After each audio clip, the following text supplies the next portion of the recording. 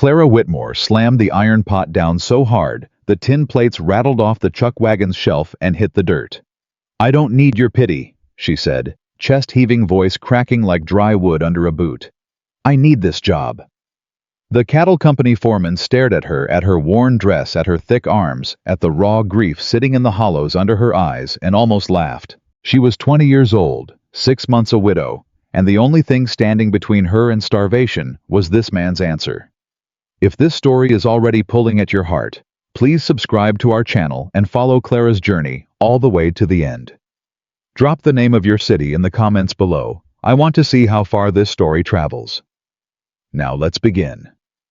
Clara Whitmore had not cried since the morning they lowered her husband into the ground. She had stood at that graveside in her best dress, the pale blue one James had always said made her look like Sunday, and she had kept her chin lifted because crying in front of the townspeople of Harding, Texas, felt like giving them exactly what they wanted. Something to talk about, something to shake their heads over and carry back to their supper tables. She had not given them that. But alone in the farmhouse that night, with James's boots still sitting beside the door where he'd left them, and his coffee mug still unwashed on the table, because she couldn't bring herself to touch it, she had folded down to the kitchen floor and pressed her face against her knees and made sounds she didn't recognize as her own voice. That had been 6 months ago. Now she stood in front of Warren Dodd, the stout, red-faced foreman for the Caldwell Cattle Company, and she did not allow a single tremor to show in her jaw. "You understand what this job is, ma'am," Dodd said, squinting at her the way a man squints at a horse he suspects is lame before he bids on it. "It ain't wash day cooking, ain't Sunday supper. We're talking 25 men 3 months on the trail, sunup to past sundown every single day. You'd be on that wagon before the roosters start hollering, and you wouldn't be off it until the stars come out." "I understand," Clara said. "You ever cooked over an open fire, not a stove, a fire, in wind, in rain, when the wood is wet and the men are half out of their minds with hunger and they don't care nothing about your troubles?" "I have." Dodd scratched under his hat brim. His eyes moved over her in a way she'd grown entirely too accustomed to, the slow appraising look that started at her face and worked its way down and came to a conclusion before he'd asked her a single question worth answering. "You're a big woman," he said, as though she might not have been aware of this fact. "I'm a strong woman," Clara said. "There's a difference." He blinked. Men like Dodd didn't expect to be corrected, especially not by widows in worn dresses who'd come asking for work. "The pay is $12 a month," he said, recovering himself. "Trail cooks got to keep up with the drive. If you fall behind, we don't wait." "I won't fall behind." He looked at her, another long moment. Then he let out a breath through his nose, not quite a sigh, not quite a laugh, and said, "All right, Mrs. Whitmore, you start Monday." Clara walked back through town with the contract folded inside her dress pocket, and she did not let herself feel anything until she was well past the last building on the main street and onto the open road where nobody could see her face. Then she pressed one hand flat against her sternum and breathed. $12 a month, 3 months on the trail, $36 total if she made it. Enough to keep the farmhouse, enough to survive the winter, enough to exist in this world without depending on the charity of people who had already made very clear they did not particularly wish to extend it. She had not expected Harding to be cruel after James died. She had expected people to be awkward. Grief made people awkward. She understood that. They didn't know what to say to a young widow, so they said too little, or they said the wrong things, or they looked at their boots and mumbled condolences that were over before they'd properly begun. That she could have forgiven. What she could not forgive. What she filed quietly away behind her sternum and never spoke aloud was the other thing. The particular cruelty that came dressed up in concern. It started the week after the funeral. Margaret Ellison, who ran the dry goods store and considered herself the moral authority of the entire county, stopped Clara on the boardwalk and held both her hands and looked at her with that specific expression, lips pressed together, head tilted, eyes filled with a manufactured sympathy that Clara had come to recognize as its own kind of violence. "Oh, you poor dear," Margaret had said. "You've had such a hard start, married so young, and now this." A pause. "Of course, James was always such a kind boy. I imagine he married you because he had a generous heart." The implication sat between them like a stone in still water. James had married her out of generosity, out of pity. Because what man would have chosen Clara Whitmore, wide-hipped, full-figured Clara Whitmore, who'd grown up too big and too plain and too much of everything? The world told women not to be out of actual desire. Clara had smiled and thanked her for her condolences. And she had gone home and stood in the kitchen for a long time without moving. That was the first one. The others followed. Men at the feed store, who stopped talking when she walked in and started again the moment she left. Voices lower and followed by short, mean laughter. Women at the church social who invited her out of obligation and spoke around her all evening like she was a piece of furniture that had wandered into the room. The widower across the county, Hector Mills, old enough to be her grandfather, who came to call 3 weeks after the funeral, hat in hand, suggesting with remarkable cheerfulness that perhaps they might come to some arrangement, as he needed someone to cook and clean, and she needed a roof over her head, and beggars can't be choosers now, can they? She'd closed the door on Hector Mills with a softness that had cost her every ounce of self-control she possessed. And she had stood in the farmhouse kitchen in the quiet, that terrible quiet that had moved in the day. James died and hadn't left, and she had thought about what was left. The house. 6 months of payments still owed on it. The land. Dry. Not enough to farm on her own. Her savings. Almost gone. And her body, which the world had spent 20 years telling her was the wrong shape, the wrong size, the wrong everything, and which she had spent 20 years quietly refusing to be ashamed of, even when the shame crept up on her in the small hours of the night when there was no one watching and she was too tired to hold her defenses up. She was not going to beg. She was not going to marry Hector Mills or anyone like him. She was going to work. The Caldwell Cattle Company, chuck wagon, was a battered, magnificent thing. A deep wooden box on wheels packed with flour sacks and salt pork and dried beans and coffee cans and cast-iron skillets and Dutch ovens and a water barrel bolted to the side that had to be refilled at every creek crossing. There was a swing-out table on the back that dropped down for prep work, and a boot below it for storing wood and kindling. It was, Clara recognized immediately, the most complicated kitchen she'd ever worked in. And the most liberating. Because out here nobody expected her to be anything except competent. Nobody was watching her figure when she was bent double over a fire at 4 in the morning. Nobody was making calculations about her marriageability when she was hauling water. The cowboys barely looked at her at all. The first few days she was background furniture, part of the machinery of the drive. A function rather than a person. They called her Cookie. Not Mrs. Whitmore, not Clara, not even ma'am half the time. Cookie. She had decided privately that she did not mind. There was something almost restful about being reduced to a single purpose. Something clean about knowing exactly what was expected of you and delivering it every morning, every evening, without needing to perform anything else. She woke before anyone. She had the coffee on before the sky turned gray. She had biscuits in the Dutch oven and salt pork frying before the cowhands dragged themselves out of their bedrolls, and she had breakfast laid out and waiting before the sun broke the horizon. The men ate. They didn't say much. They put their plates in the rec pan and headed for their horses, and the drive resumed. Then Clara packed up, drove the wagon ahead on the side trail to the next stopping point, and started the whole cycle again. It was hard. It was relentless. It was exactly what she needed. She first noticed Thomas Caldwell on the 4th day out of harding. She didn't know his name yet. She knew him only as the man who rode back to check on the wagon more consistently than she'd expected a trail boss to do. Most mornings he appeared briefly on the north side of the herd, a dark shape against the early sky, and the other riders gave him a wide berth that told her everything she needed to know about the kind of authority he carried. How was tall on horseback. Not showy about it. Not the kind of tall that performed itself, but the kind that just existed quietly. Like a fence post that had been there long enough, the earth had settled around it. He had a stillness about him, even in motion, and dark eyes that, when they swept across the camp, didn't miss anything. The first time those eyes landed on her directly, Clara was in the middle of an argument. Young Pete Ferris, 19 years old, all lanky limbs and too much confidence, had decided that breakfast wasn't to his taste. "Biscuits are hard," he announced, holding one up like evidence at a trial. Clara was loading the wreck pan and did not look up. They'll soften when you stop complaining about them and put them in your mouth. A ripple of surprised laughter from the men nearby. Pete's ears went red. I'm just saying, back home, my mama made biscuits you could actually bite through.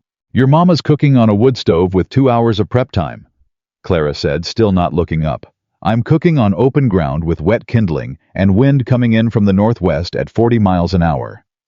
When you build me a wood stove out here on the Texas plain, Pete, I will make you biscuits that'll bring tears to your eyes. Until then, eat what's in front of you and be grateful something warm is in front of you at all. Pete opened his mouth, then closed it. Old Bill, a weathered drover who'd been on cattle drives since before Pete Ferris was born, clapped the boy on the shoulder. Boy, don't argue with the cook. That's the first rule of the trail, and the last one any man forgets. It was then that Clara became aware of the stillness at the edge of the camp. She looked up.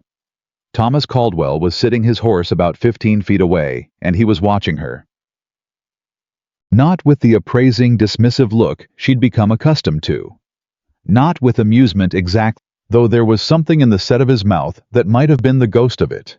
He was watching her the way a man watches something he's trying to understand. When her eyes met his, he touched the brim of his hat. Just once. Brief, deliberate. Then he turned his horse and rode back to the herd. Clara held the moment for exactly 2 seconds, then went back to loading the wreck pan. She told herself it meant nothing. His name, she learned from Old Bill that evening, was Thomas Caldwell. He owned the cattle.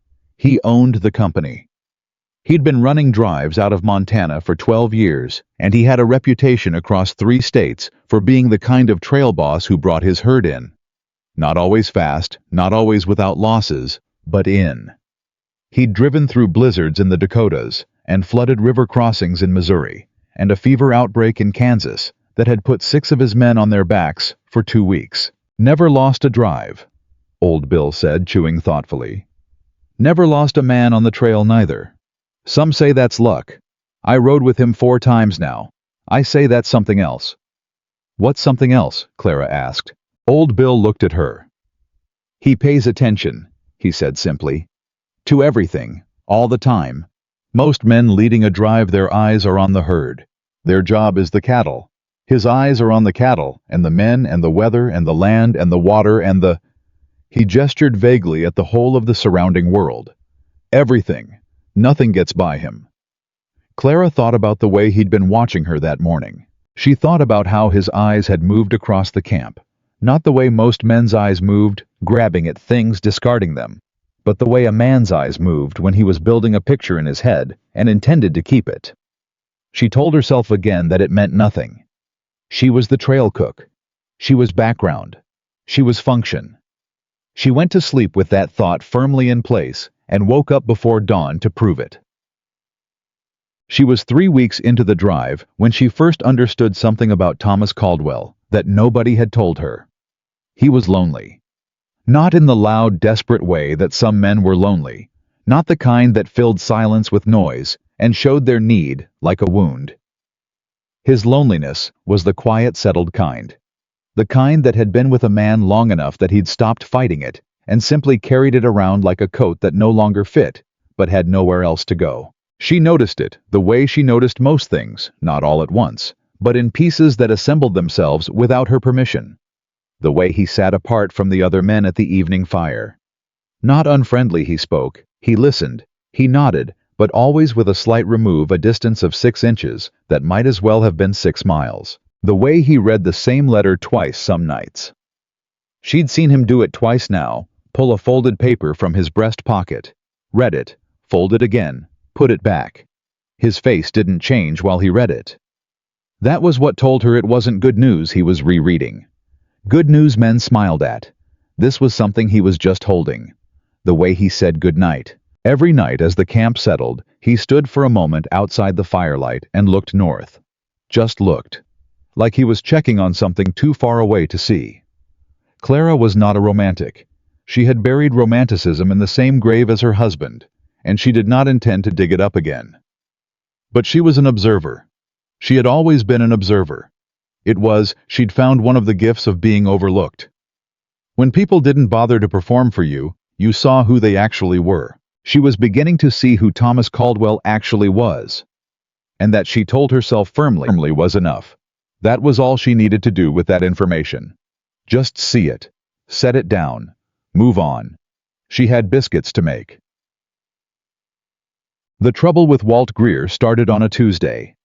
Greer was the second drover first among the cowboys in his own estimation, a position he maintained through a combination of physical size, loud opinions, and a talent for making other men feel smaller without ever quite crossing the line that would require someone to address it directly. He hadn't spoken to Clara much in the first weeks. She'd felt his eyes on her a few times in the way she was practiced at feeling the sideways look, the slow, contemptuous appraisal, but he'd kept himself to muttered comments to the men around him. Things said just below the threshold of what could be directly confronted. The Tuesday it changed was the day they made camp earlier than expected due to a lame horse. Time in camp was always the most dangerous kind of time for Clara. On the trail, everyone was too tired for anything but function. In the saddle, the work spoke for itself. It was the loose hours that created problems. She was kneading bread dough, her hands in up to the wrist, her whole weight going into it, the way you had to on a trail, because she didn't have the luxury of time to let it rise properly, and had to work the gluten hard to compensate when she heard Greer's voice behind her. Must take a lot of feed to keep a horse that size going. She kept kneading. I'm talking to you, Cookie. I heard you, Clara said without turning around. A beat. Then the sound of boots shifting in the dirt, men nearby going quiet. Might be the company's spending more feeding you than the actual cattle, Greer said. There was a smirk in his voice, the special mean pleasure of a man who'd found an audience and intended to use it. Clara stopped kneading. She set both palms flat on the dough. She took one measured breath. Then she turned around. Greer was standing with two younger cowboys on either side of him, not backing him up so much as having failed to walk away in time, which had the same effect. Clara looked at Greer. Just looked at him. She didn't drop her eyes, and she didn't change her expression, and she let the silence do its work for a full 5 seconds before she spoke. You're going to want to finish your thought, she said, or not. But you should know that you've got two choices here. You can keep going, and we can have whatever this is out in front of everyone, or you can turn around and go find something useful to do with yourself. I've got bread to make, and I don't particularly care which one you pick. But I will point out that if you make yourself into an enemy of the cook this far from Kansas, you're going to be finding your own supper for the next 2 months. Greer's jaw tightened. Now, Clara said, turning back to her dough. If you don't have anything else to contribute, I'd appreciate the quiet. She heard him stand there for another moment, heard the exact quality of the silence that told her he was deciding whether his pride was worth the cost. And then she heard boots retreating and the quiet exhale of the younger cowboys behind him. She kneaded the bread. Her hands were perfectly steady. She did not let them shake until she was absolutely certain no one was watching. That evening, Thomas materialized at the edge of the firelight in the way he had, like he'd been there longer than she'd noticed. Mrs. Whitmore, he said. She looked up from the pot she was tending. Mr. Caldwell. He stood with his hands in his jacket pockets, which meant he wasn't about to give an order. She'd learned his tells. Greer give you trouble today, he said. Nothing I couldn't handle. I know you handled it, he said. I'm asking if he gave you trouble. She held his gaze. He said something stupid. Men say stupid things. It's not particular to the trail. He was quiet for a moment. You shouldn't have to handle that alone. Mr. Caldwell, Clara said, and her voice was careful and even. I've been handling things alone for 6 months. I expect I'm getting rather good at it. He looked at her for a moment with those dark, attentive eyes. Then he said so quietly she almost missed it. That doesn't make it right. She didn't have an answer for that. She looked back at the pot. When she looked up again, he had gone. She found the coffee waiting for her the next morning. She was up before anyone, as always, pulling kindling together in the dark, and there it was, a tin cup sitting on the wagon's swing-out table with steam still rising off it. Someone had stoked a small fire ahead of her and set the coffee on and gone. She looked around. The camp was dark and quiet. She picked up the cup. The coffee was exactly as she drank it. Black with a half measure of sugar. She'd never told anyone that. She'd never thought anyone had noticed. She stood with the cup in both hands in the dark before sunrise, and drank it slowly, and she thought about a man with dark, careful eyes who paid attention to everything. She thought about it exactly as long as it took to finish the coffee. Then she set the cup down and got to work. On the 31st day, they crossed the Red River. It was a crossing she'd been warned about. The Red ran unpredictable wide and calm 1 week, running fast and chest deep the next, and getting a full herd of longhorns across it was organized chaos at its most controlled. Thomas stationed her wagon on the near bank until the crossing was complete, which she understood was practical. There was no point getting the supplies wet if the cattle spooked, and she stood on the wagon seat and watched the drive unfold. He was something to see managing a crossing. She hadn't known that about him. She'd seen him ride, seen him handle individual situations, but this was different. He was everywhere at once, on the right flank, then the left, then back to the center, to redirect a steer that was pulling the wrong way. His horse responding to pressure from his knees, that Clara could barely see, the two of them moving like a single fluid thing. The cowboys called back and forth, and he was always 2 steps ahead of whatever they were saying, already moving to address a problem before it became one.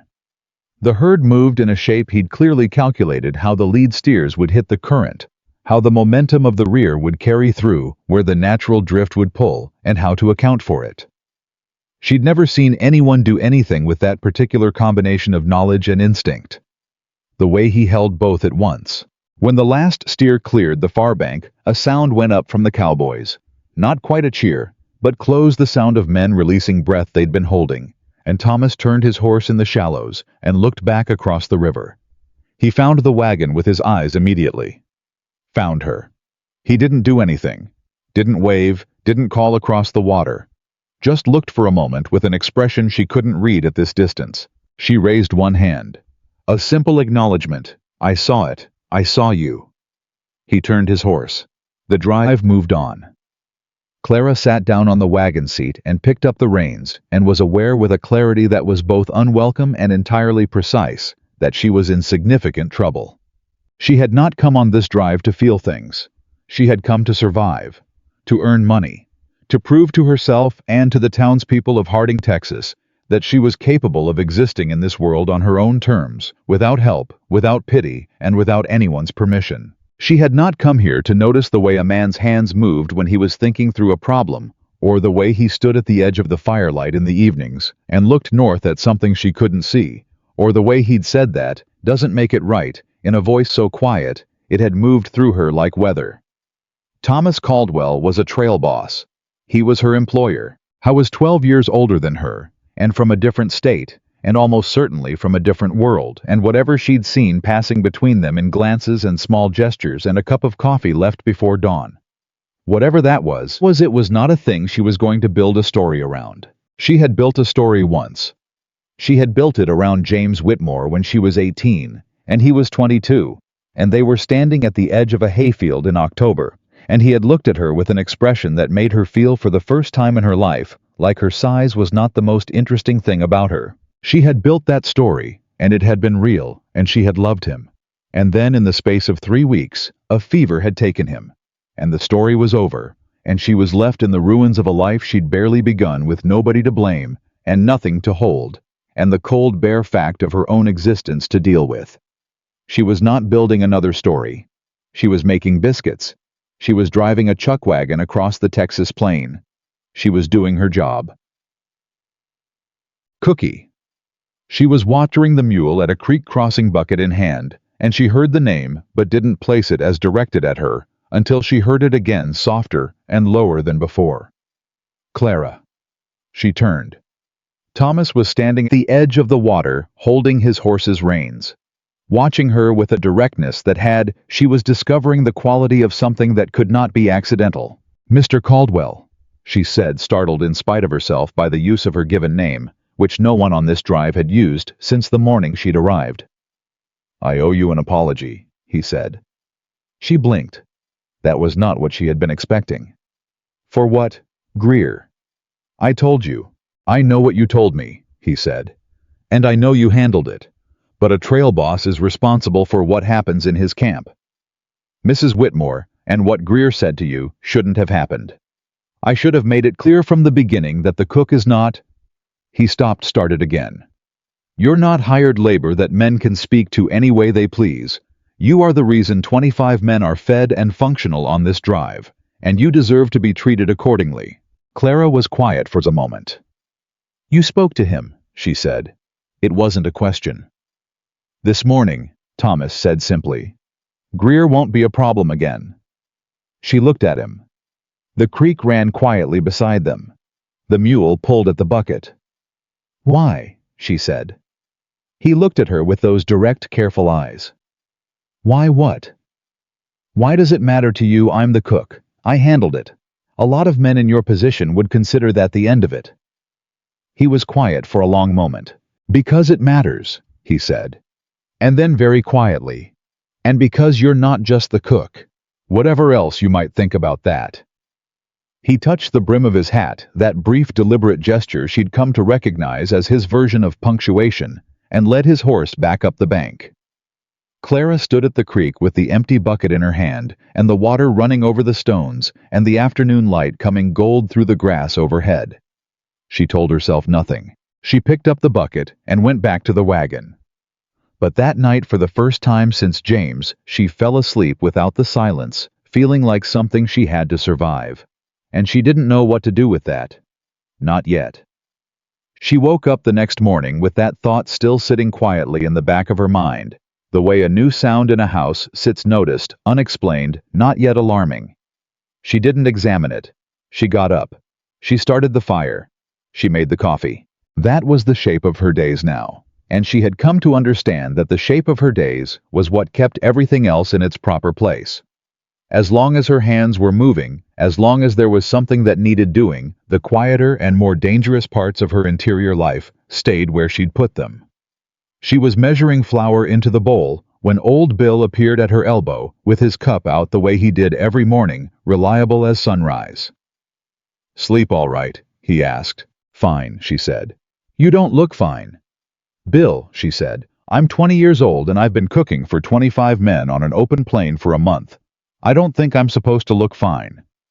He chuckled a low, comfortable sound and poured his own coffee from the pot, because he was one of the few men on the drive who'd figured out early that asking Cookie to pour your coffee was how you ended up doing it yourself anyway. You hear about Greer, he said carefully, the way a man says something he already knows the answer to.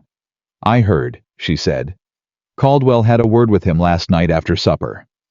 Don't know exactly what was said, but Greer was quiet as a stone this morning, which is not a condition that comes naturally to that particular man.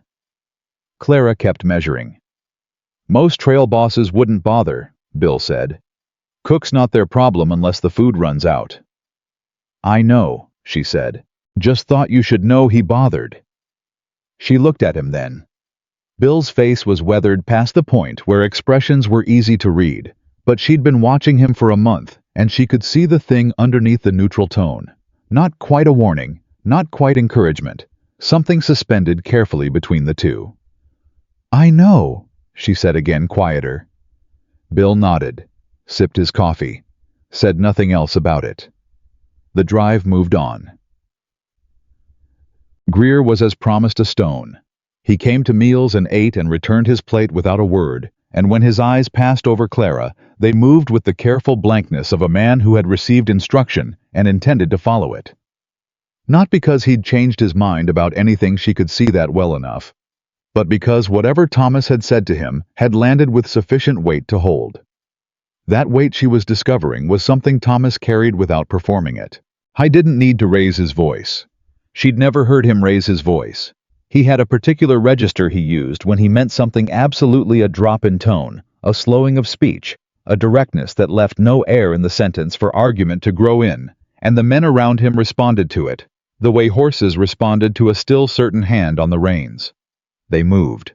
They stopped. They followed. She was thinking about this on the 35th day, stirring a pot of beans that didn't require her full attention, when she became aware that Thomas had been standing nearby for longer than he usually stood in one place. She glanced at him sideways. I was looking at something she couldn't see. Some middle distance past the edge of the camp, with an expression that sat differently on his face than his usual focused attention. There was something in it that looked, she thought, like tiredness. Not the physical kind, the other kind. "You want coffee?" she said. He looked at her. "What?" "You've been standing there like a man who needs coffee," she said. "There's some left in the pot." He was quiet for a moment. Then, "Thank you." She poured it and held it out. He came and took it, and she noticed not for the first time that he was always careful not to put her in a position where she had to come to him. He always came to where she was. She'd been cataloging these things without meaning to. He stood beside the wagon with the cup, not speaking. She went back to her beans. "My daughter's birthday is tomorrow," he said. She looked up. He was still looking at that middle distance. "How old will she be?" Clara asked. 7, he said. "She'll be 7 years old tomorrow, and I'll be somewhere in the middle of Texas, and the last time I saw her, she was trying to tell me she was old enough to have her own horse." A pause. "She's not. But she's going to need someone who can explain that to her without making her feel like the wanting was wrong." Clara didn't say anything right away. She understood this was not a thing that needed a response so much as a space to exist in. "She have someone looking after her," she said after a moment. "While you're away." "My sister," he said. "Martha. She's good with them. Lily and Ethan both." He stopped. "Ethan's 10. He's got his mother's temper and my tendency to go silent when something's wrong, which is a combination that makes him very hard to reach when he's hurting." She turned to look at him, then directly. "His mother," she said carefully. Thomas looked down at the cup. "She died 3 years ago. Fever. Same as your husband, I imagine. Pneumonia," Clara said. "For James." "Same for Helen," he said. 3 weeks from fine to gone. Both children were there. That's the part I can't—" He stopped, set his jaw. "That's the part they're still carrying." The fire snapped. "You carry it too," Clara said. Not a question. He looked at her with an expression that was the most unguarded thing she'd seen on his face since the drive began. "Every day," he said simply. "Every single day." They stood in the quiet that followed, and it was a different kind of quiet than the silences that usually fell between them. Not the careful space of two people who were still figuring out what the other was, but something closer and more honest. The kind of quiet that can only happen after something true has been said. "Her name was Helen," Clara said finally. "Yes." "And your daughter is Lily." "Lily Grace," he said. "She has Helen's hair. I keep expecting that to get easier." Clara looked at him steadily. "It doesn't get easier," she said.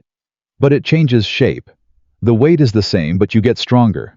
At some point you realize you've been carrying it for long enough that you can carry it and walk at the same time." He looked at her for a long moment. "You figured that out in 6 months," he said, and his voice was not skeptical. It was something closer to wondering. "I figured it out in 6 months on a cattle drive," she said. "I had good motivation." The ghost of a smile moved across his face. It was brief, and then it was gone, but she felt it the way you feel a match being struck in a dark room. The quality of the air changed for a moment. "Happy birthday to Lily Grace," she said. "Tell her when you get home that someone on the trail was thinking about her." He looked at her for a moment longer. Then he tipped the brim of his hat and said, "I'll do that," and walked back toward the herd. Clara stared at her beans.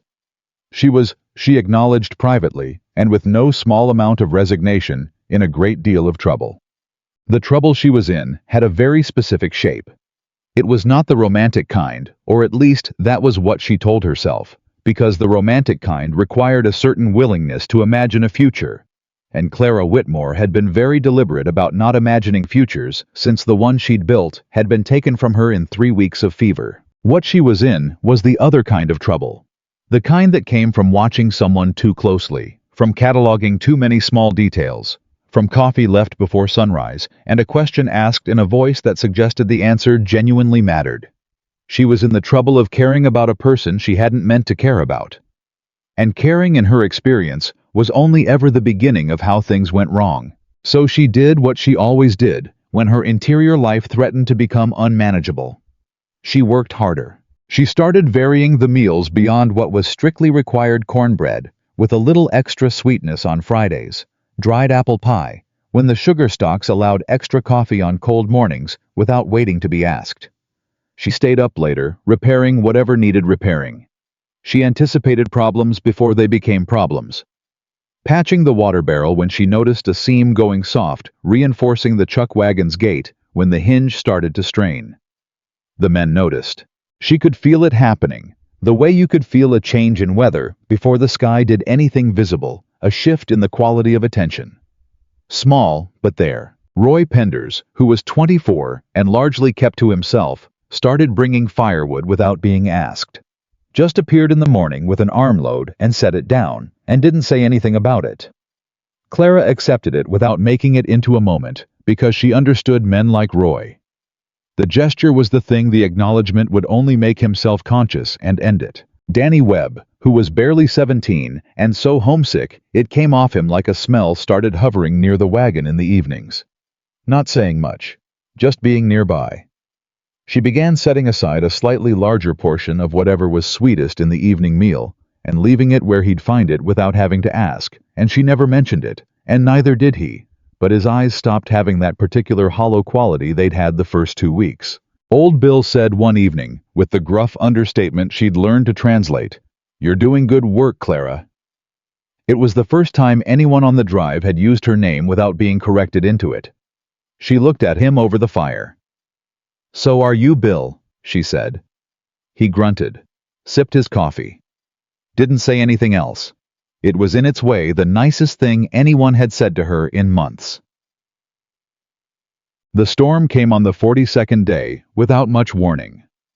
There was sky in the afternoon, the kind of stillness that the experienced men recognized, and Clara was beginning to understand, a pressure and absence of birds, a particular quality to the light.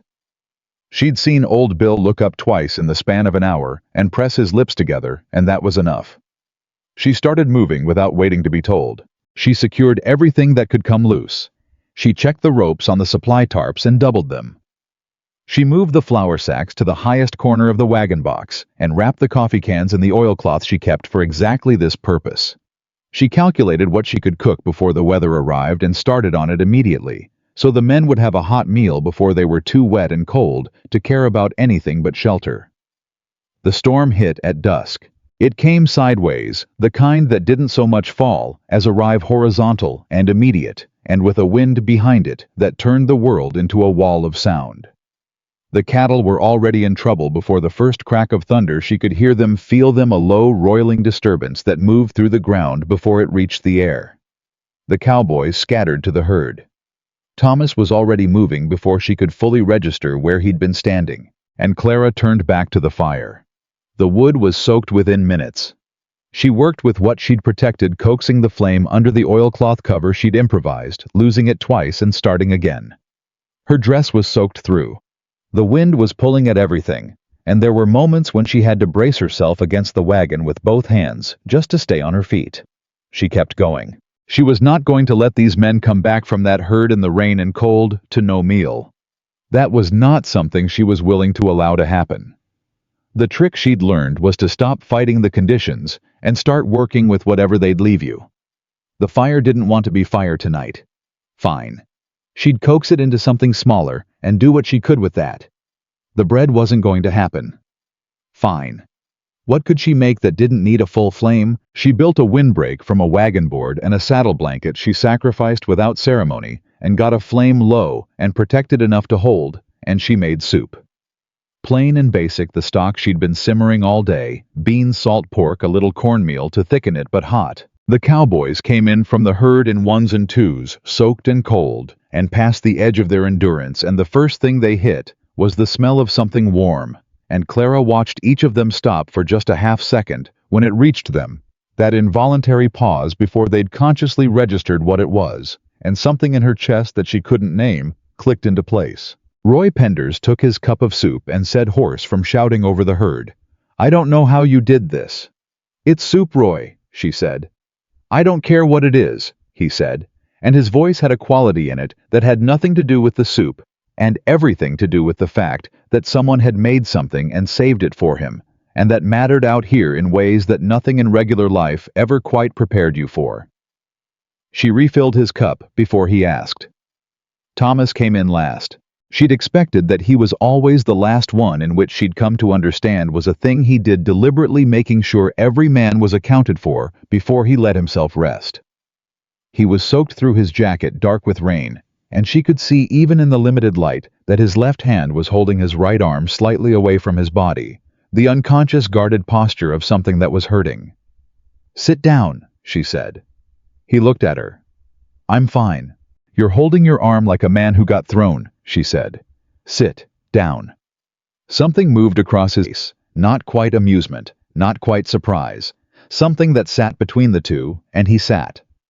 She poured soup and brought it to him, and while he was holding the cup, she reached into the wagon for the liniment she kept and crouched down in front of him.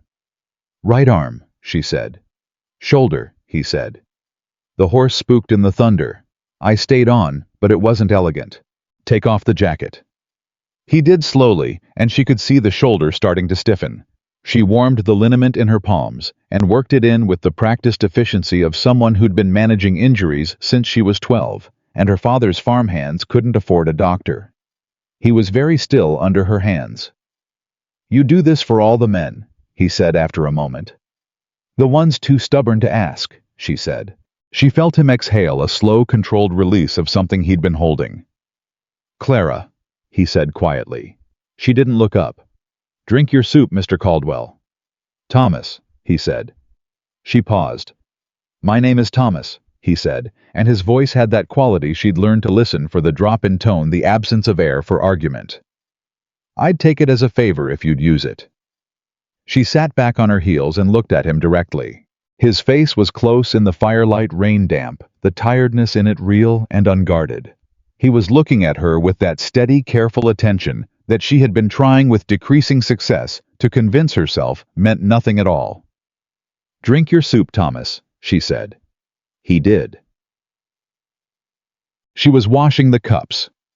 The next morning, the storm gone, the sky washed clean, the drive already moving again, the way drives did, with that extraordinary capacity to simply resume when Walt Greer decided that the previous instruction he'd received had sufficient time decay that it might not apply anymore. She heard him before she saw him. His voice aimed somewhere to her left, carrying the particular quality of a man performing for an audience. "Funny how the boss always comes back to camp before the rest of us," he said. "Almost like he's got a reason." Clara didn't stop washing cups. "Suppose some men have different priorities," he continued, and there was a slyness in it now that was worse than the open cruelty had been. She set down the cup in her hand. She turned.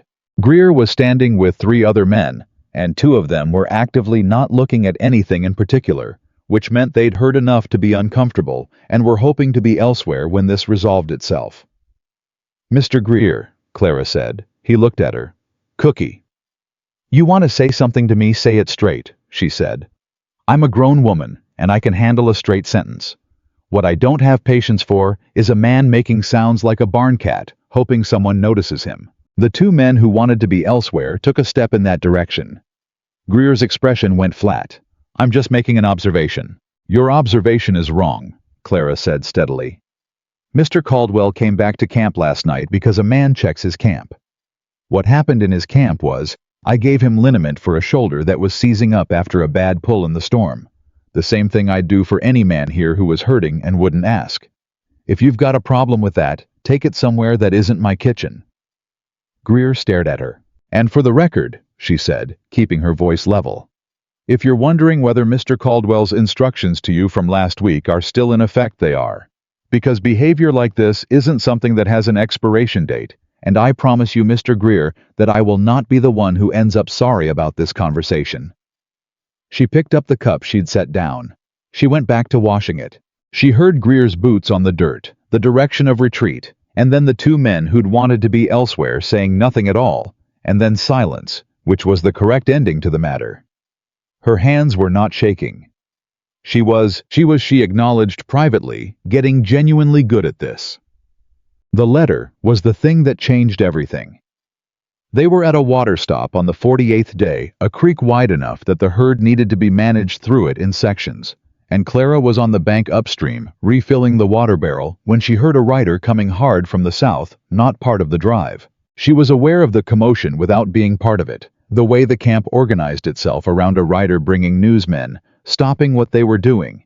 That specific quality of attention, that meant something had arrived that wasn't expected.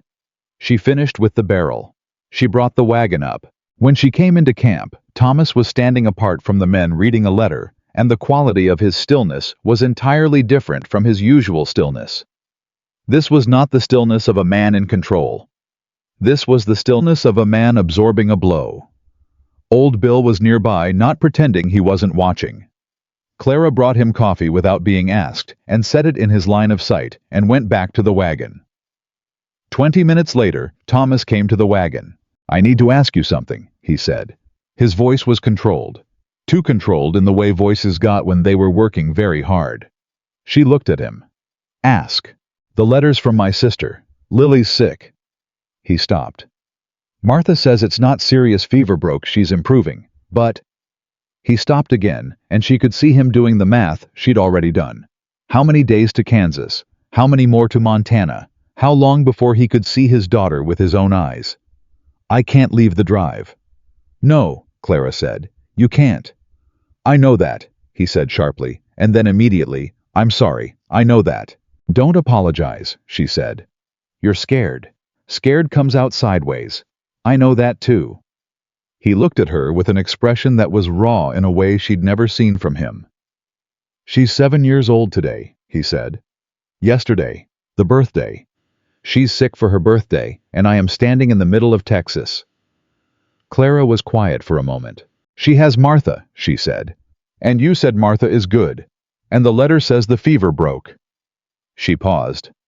"Thomas, the fever broke. She is already on the other side of the worst of it." He pressed the heel of his hand to his forehead briefly. A gesture she'd never seen from him, a crack in the composure. "I know," he said. "I know all of that. I also know that she is 7 years old and sick, and her father is not there, and I can do the calculation and still not stop." He cut himself off, jaw working. "You can't stop being her father," Clara said quietly. "That's not a flaw. That's just what it is to love a child." He looked at her, and for one moment in the space between his exhale and whatever he was going to say next, she saw him fully. Not the trail boss. Not the competent, controlled man who held the drive together. Just Thomas, who had lost his wife and was raising 2 children alone and couldn't be there for his daughter's birthday, and was standing in the open with his grief showing because there was apparently nowhere else left to put it. She held his gaze. She didn't say anything else. He reached out very briefly, and his hand closed over hers, where it rested on the wagon gate. Not long, not dramatic, the duration of a breath. And then he released it, and stepped back, and put the trail boss back on. "Thank you," he said. His voice was steady again. "Go write her a letter," Clara said. "The rider'll take it back south, and there's a post road at Millhaven. It might beat you home." He blinked. "I don't—" "There's ink and paper in the supply box," she said. "I keep it for accounting. Take what you need." He looked at her for a moment with an expression she didn't have a name for yet. Then he said, "What would I say?" "Tell her you're coming home," Clara said. "Tell her you're proud of her for being brave. Tell her the trail sends its love." She paused. "Tell her Cookie is saving the last of the dried apples for a pie for when she's well." Something crossed his face, brief, complicated. "She doesn't know you," he said. "No," Clara said. "But she will." The words were out before she'd examined them. She felt heat climb her neck. "If she ever passes through Texas, I mean. Or—" She stopped, picked up a dish rag. "Just take the paper, Thomas." He was very still for one moment. Then he said, "Clara." And the way he said her name, she understood, was not the way a trail boss addressed the trail cook. She looked up. But he had already turned to go, and whatever was on his face, she only caught the edge of, and it was enough that she stood with the dish rag in her hand for a full minute after he'd walked away, and couldn't have told you what she was thinking about, except that the word home was sitting in her chest, in a place she hadn't let anything sit in a very long time. The drive pushed north. Days collapsed into the rhythm she'd mastered early rising fire coffee meals breaking camp, driving the wagon ahead, setting up again, cooking again, cleaning again, sleeping fewer hours than she needed, and waking up before she'd finished. But something had shifted in the fabric of the drive. She felt it the way you feel a change in a household, not in any one thing, but in the aggregate, in the texture of the ordinary days. The men spoke to her differently. Not softer exactly. Cowboys didn't do soft, but with a quality of regard that hadn't been there in the first weeks. Roy still brought firewood. Danny still appeared near the wagon in the evenings. Old Bill, who she was developing a genuine affection for, that she was choosing not to examine too closely, started teaching her which plants along the trail were edible and which were going to make you desperately regret a decision. And Thomas. Thomas managed the impossible thing of being both more distant and more present simultaneously. More distant in the sense that he was scrupulously careful now about how he addressed her in front of the men. Formal, appropriate, the correct register of a trail boss speaking to his trail cook. More present in the sense that she was aware of him in the way you were aware of weather. She didn't have to be looking at him to know where he was in the camp. She didn't have to be listening for him to know when he rode in. Some parts of her had calibrated to him without her permission, and she couldn't figure out how to uncalibrate it. She didn't try, she just cooked. And she carried the word home very carefully in the place she'd put it, and she didn't take it out to look at it, but she didn't put it down either. Not yet.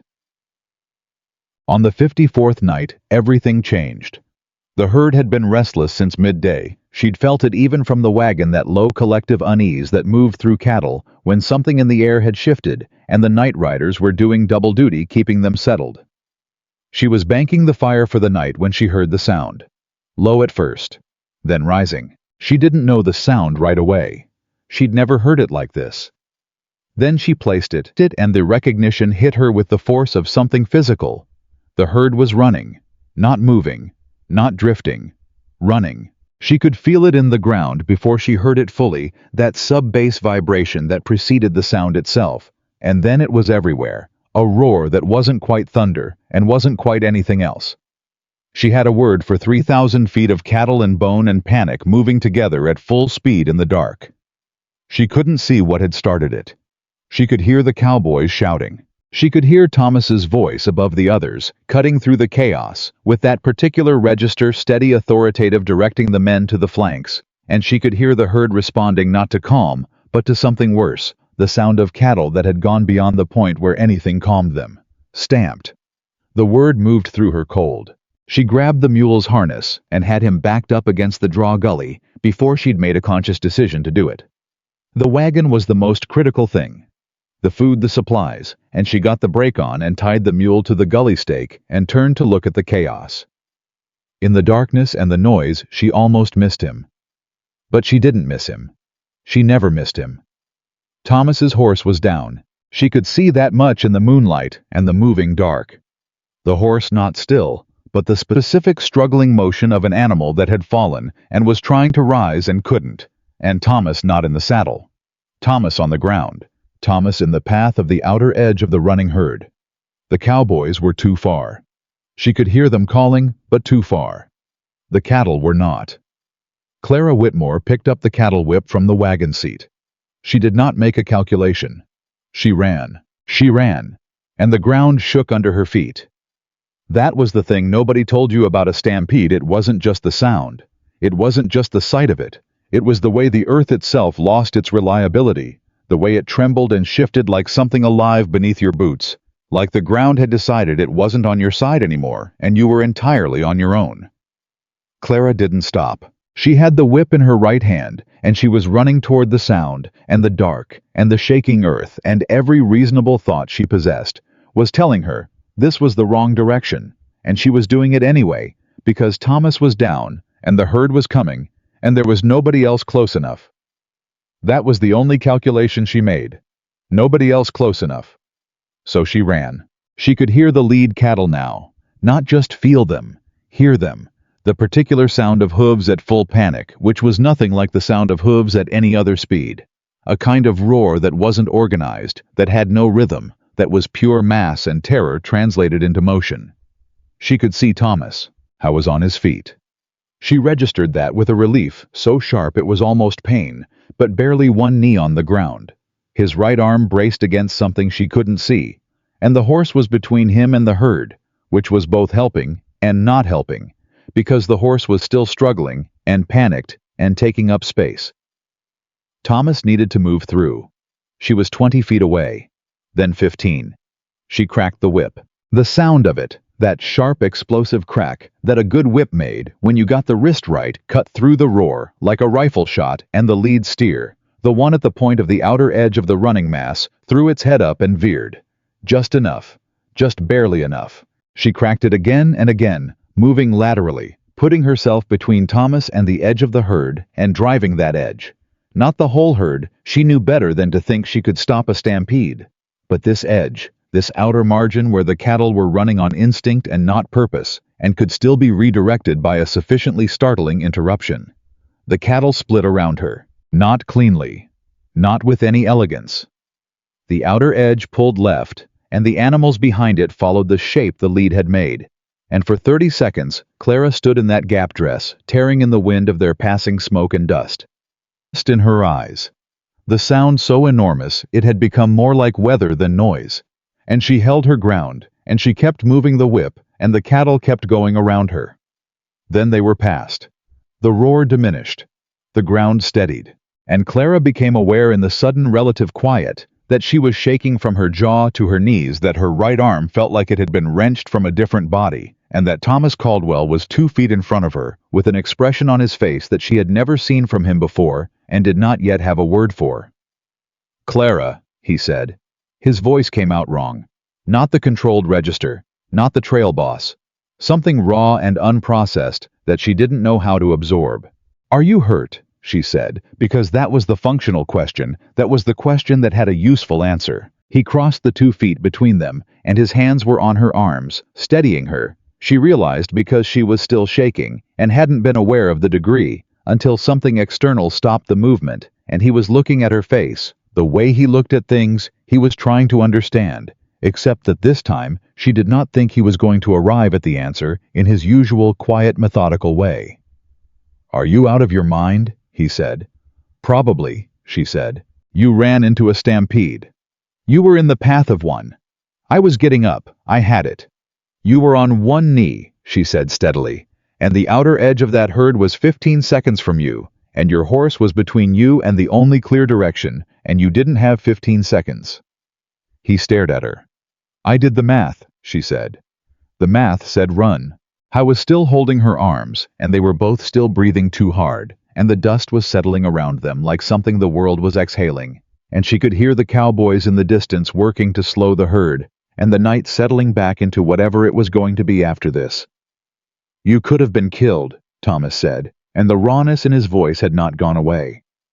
"So could you," Clara said.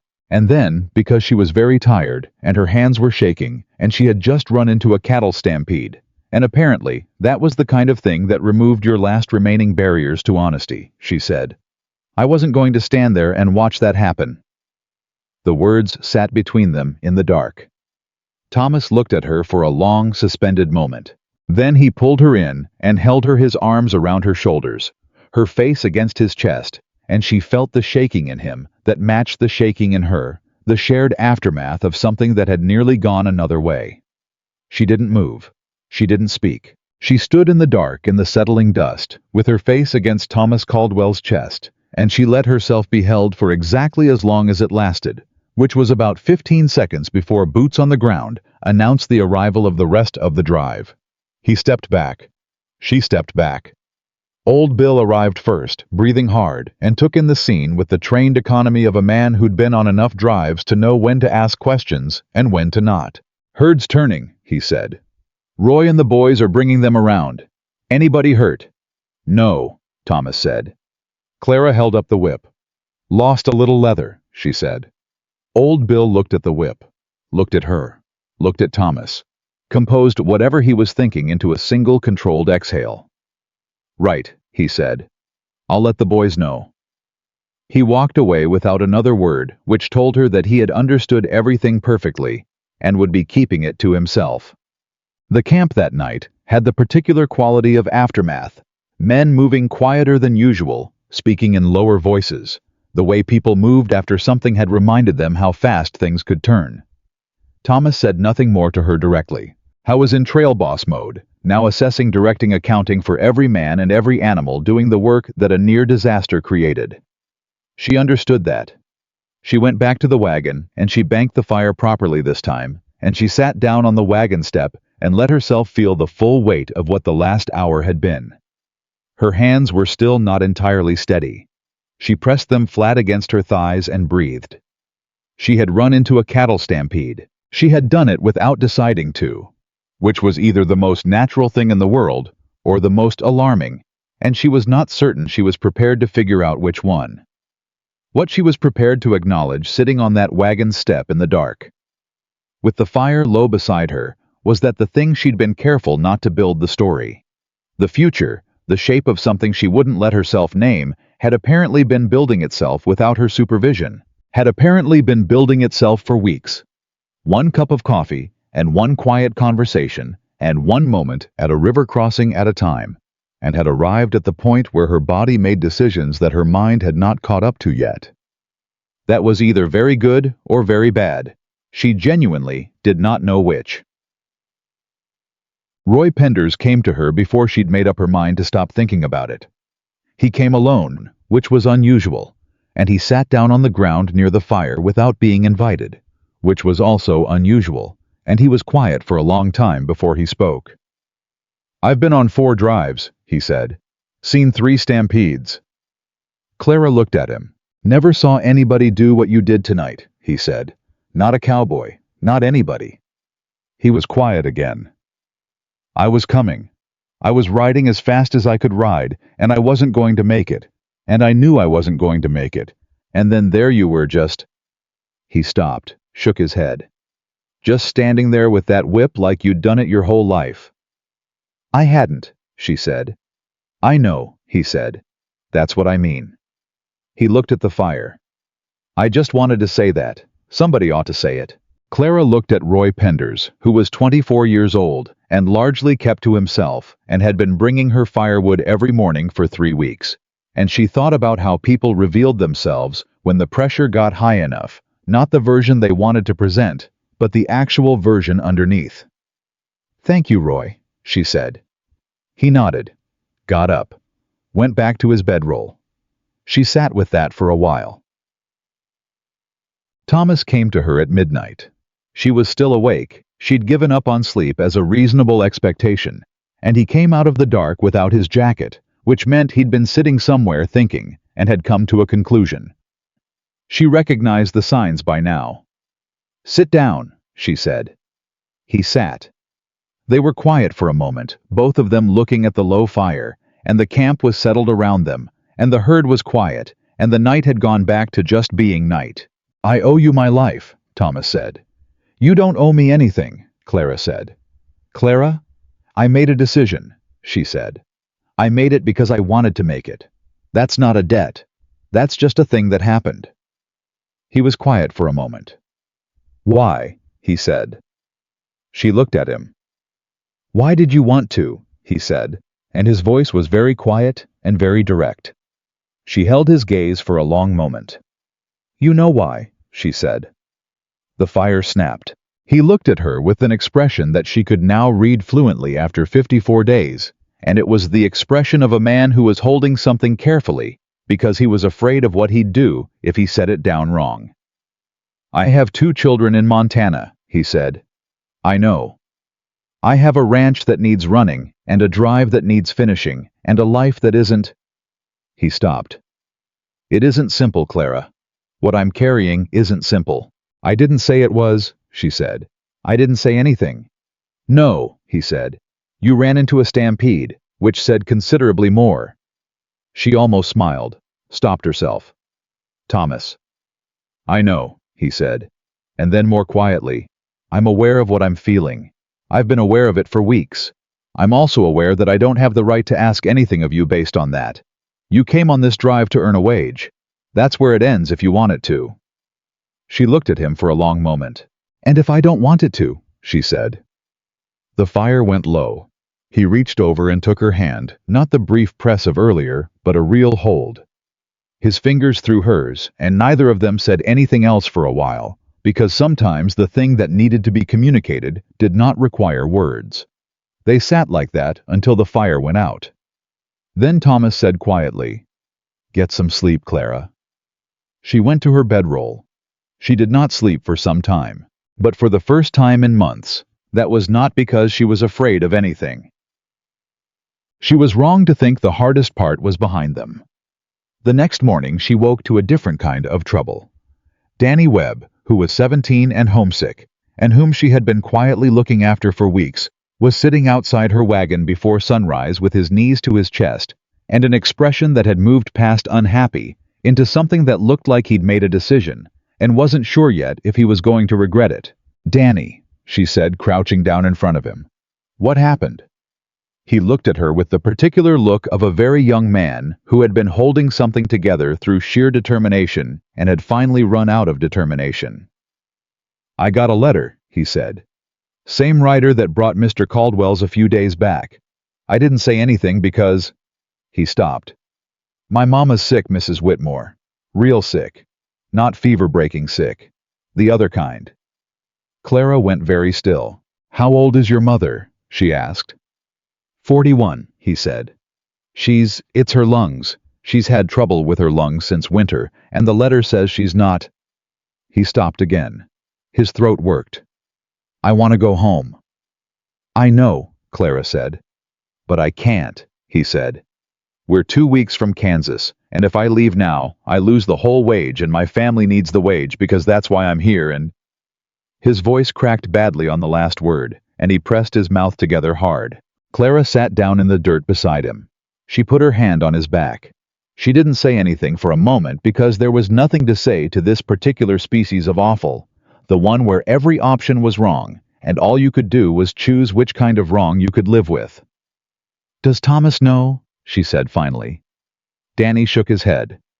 "I didn't want to. He's got his own—" "Danny." She turned to look at him directly. "Listen to me. Thomas Caldwell is a man who's been away from his sick daughter for the last week and has not stopped working for a single day.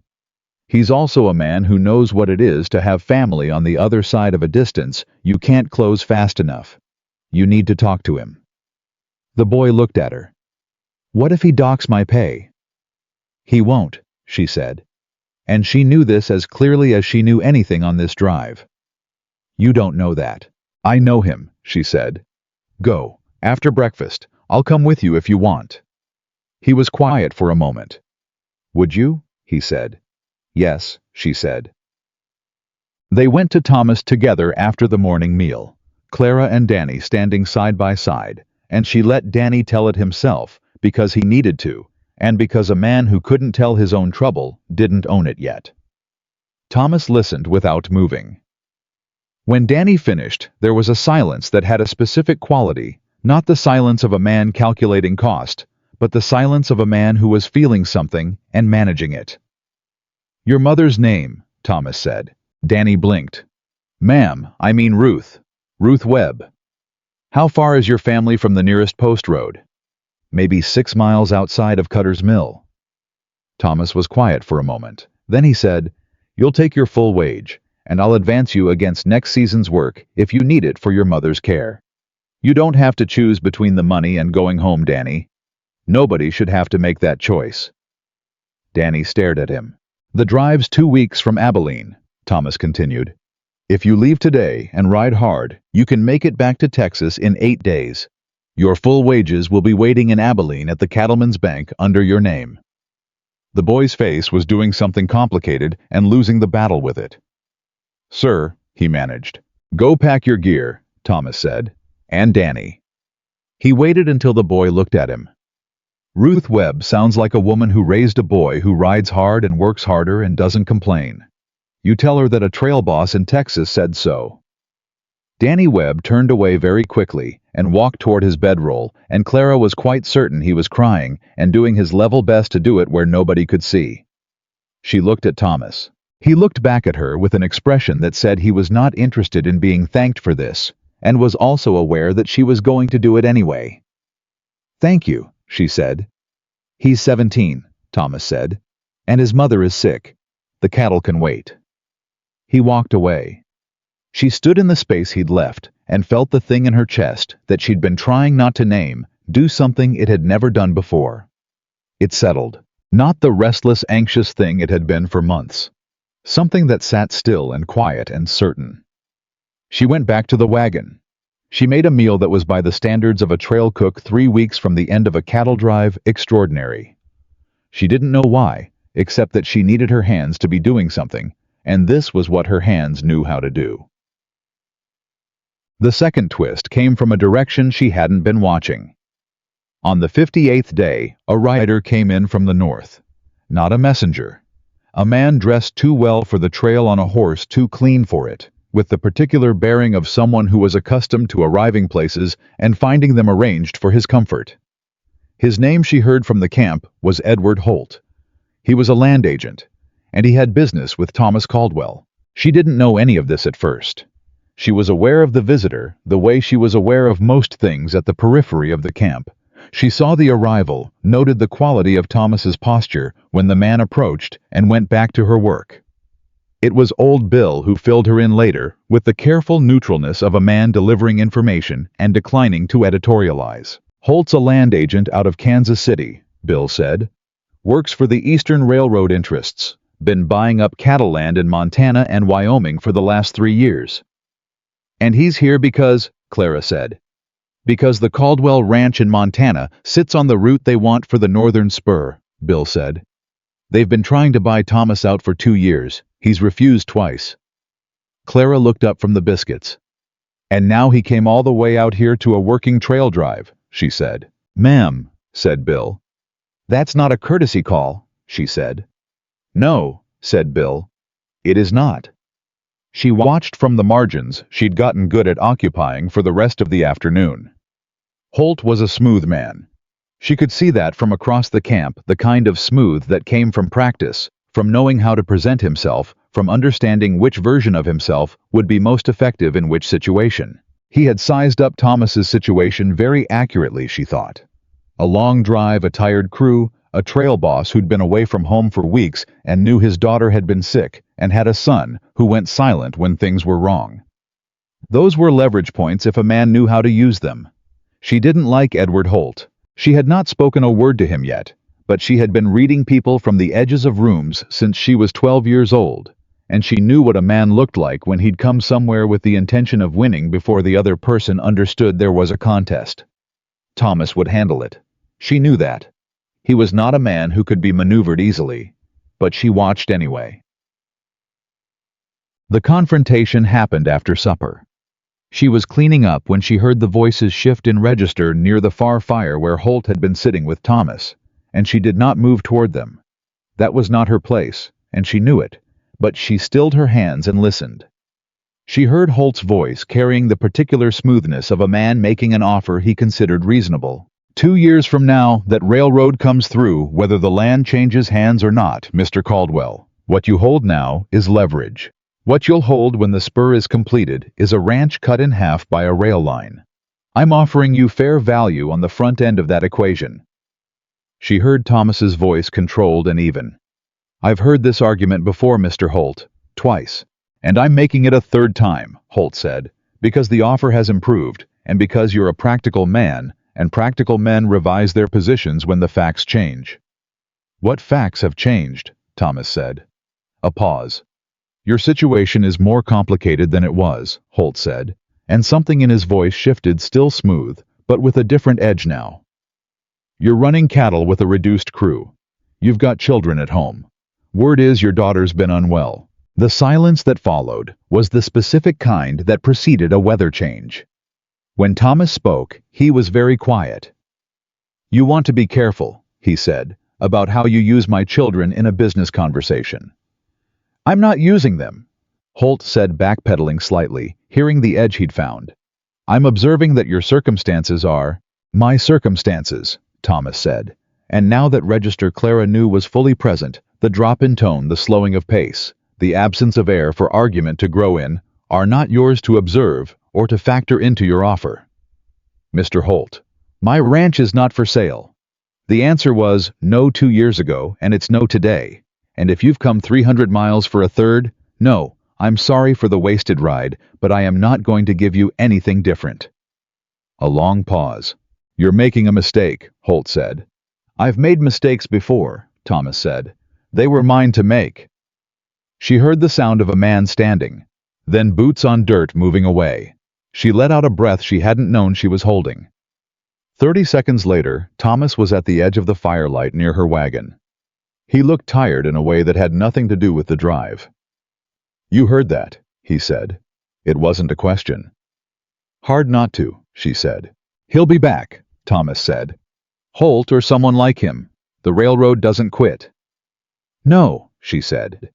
But neither do you. He looked at her. The ranch, she said. What's it like? Howe was quiet for a moment, apparently adjusting to the change in direction. Then slowly, as if he was pulling something up from a long way down. High ground, he said. You can see 4 mountain ranges from the porch on a clear day. The grass in summer is... He stopped. There's a kitchen with a window that faces east. Helen put herbs in the window. I haven't been able to make things grow there since. She heard the thing underneath the words. Lily likes plants, he said. She keeps trying. She's pulled up everything she's planted so far because she checks on them too often, and she can't quite believe they'll grow without her watching. Clara thought about a 7-year-old girl who checked on things too often because she was afraid they'd disappear while she wasn't looking, and she thought about what kind of loss taught a child that particular anxiety, and she thought about a kitchen window facing east with nothing growing in it. What herbs? She said. He looked at her. What herbs did Helen grow? She said. He was quiet for a moment.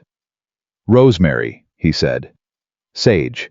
She tried lavender once, but it never took. Rosemary is hard to kill, Clara said. You plant it once and it comes back, even in hard winters.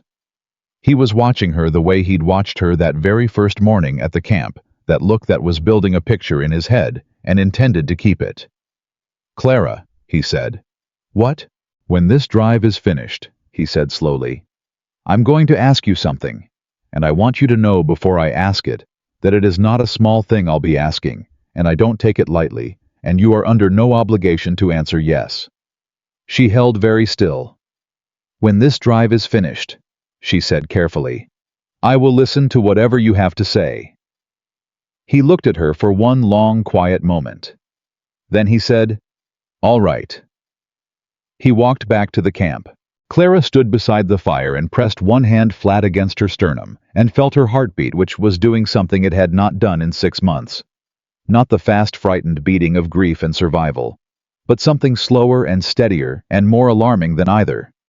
Something that felt dangerously and entirely without her permission, like hope. Greer made his last move on the 60th day. She had almost stopped watching for it, had almost decided that Thomas's correction had held, and Greer had chosen in the end to let the thing go. She was wrong. It happened not to her, but about her, which was in some ways worse. She was on the far side of the wagon when she heard Greer's voice carrying toward a group of 3 men who were between her and him, and who could see her, but whom Greer apparently hadn't noticed. Man's lost his mind over the cook, Greer said. You see the way he looks at her, ought to be running a cattle drive, not playing house with the fat woman at the chuck wagon. She heard the quality of the silence from the 3 men between them. She came around the wagon. Greer saw her. The silence became total, and Clara Whitmore, who had handled this man twice before, with the controlled, measured response that was designed to end the situation without escalating it, understood with perfect clarity that she was done being controlled and measured about Walt Greer. She walked up to him. She stopped when she was close enough that he had to look down to meet her eyes. Say it again, she said. Her voice was very quiet. Greer said nothing. You've got an opinion, she said. You've had it for 2 months.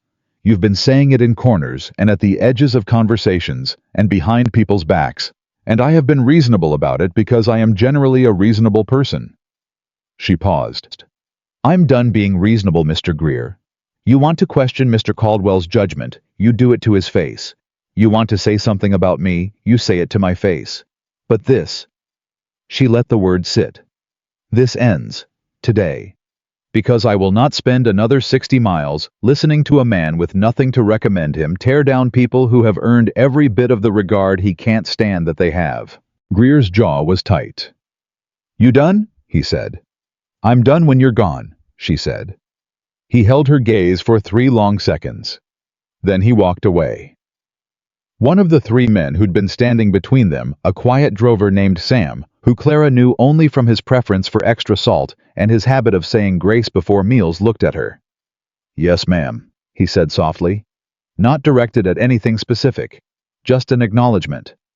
She nodded, went back to the wagon. Behind her, she heard Sam say to the other 2, in a voice that carried just enough to be intended to carry, "I always said that woman was something." She almost smiled. She didn't, but it was close. Thomas was waiting at the wagon when she got back. She did not know how long he'd been there. His expression told her he'd been there long enough. "How much did you hear?" she said. "Enough," he said. She braced. "If you're going to tell me, I should have let you handle it."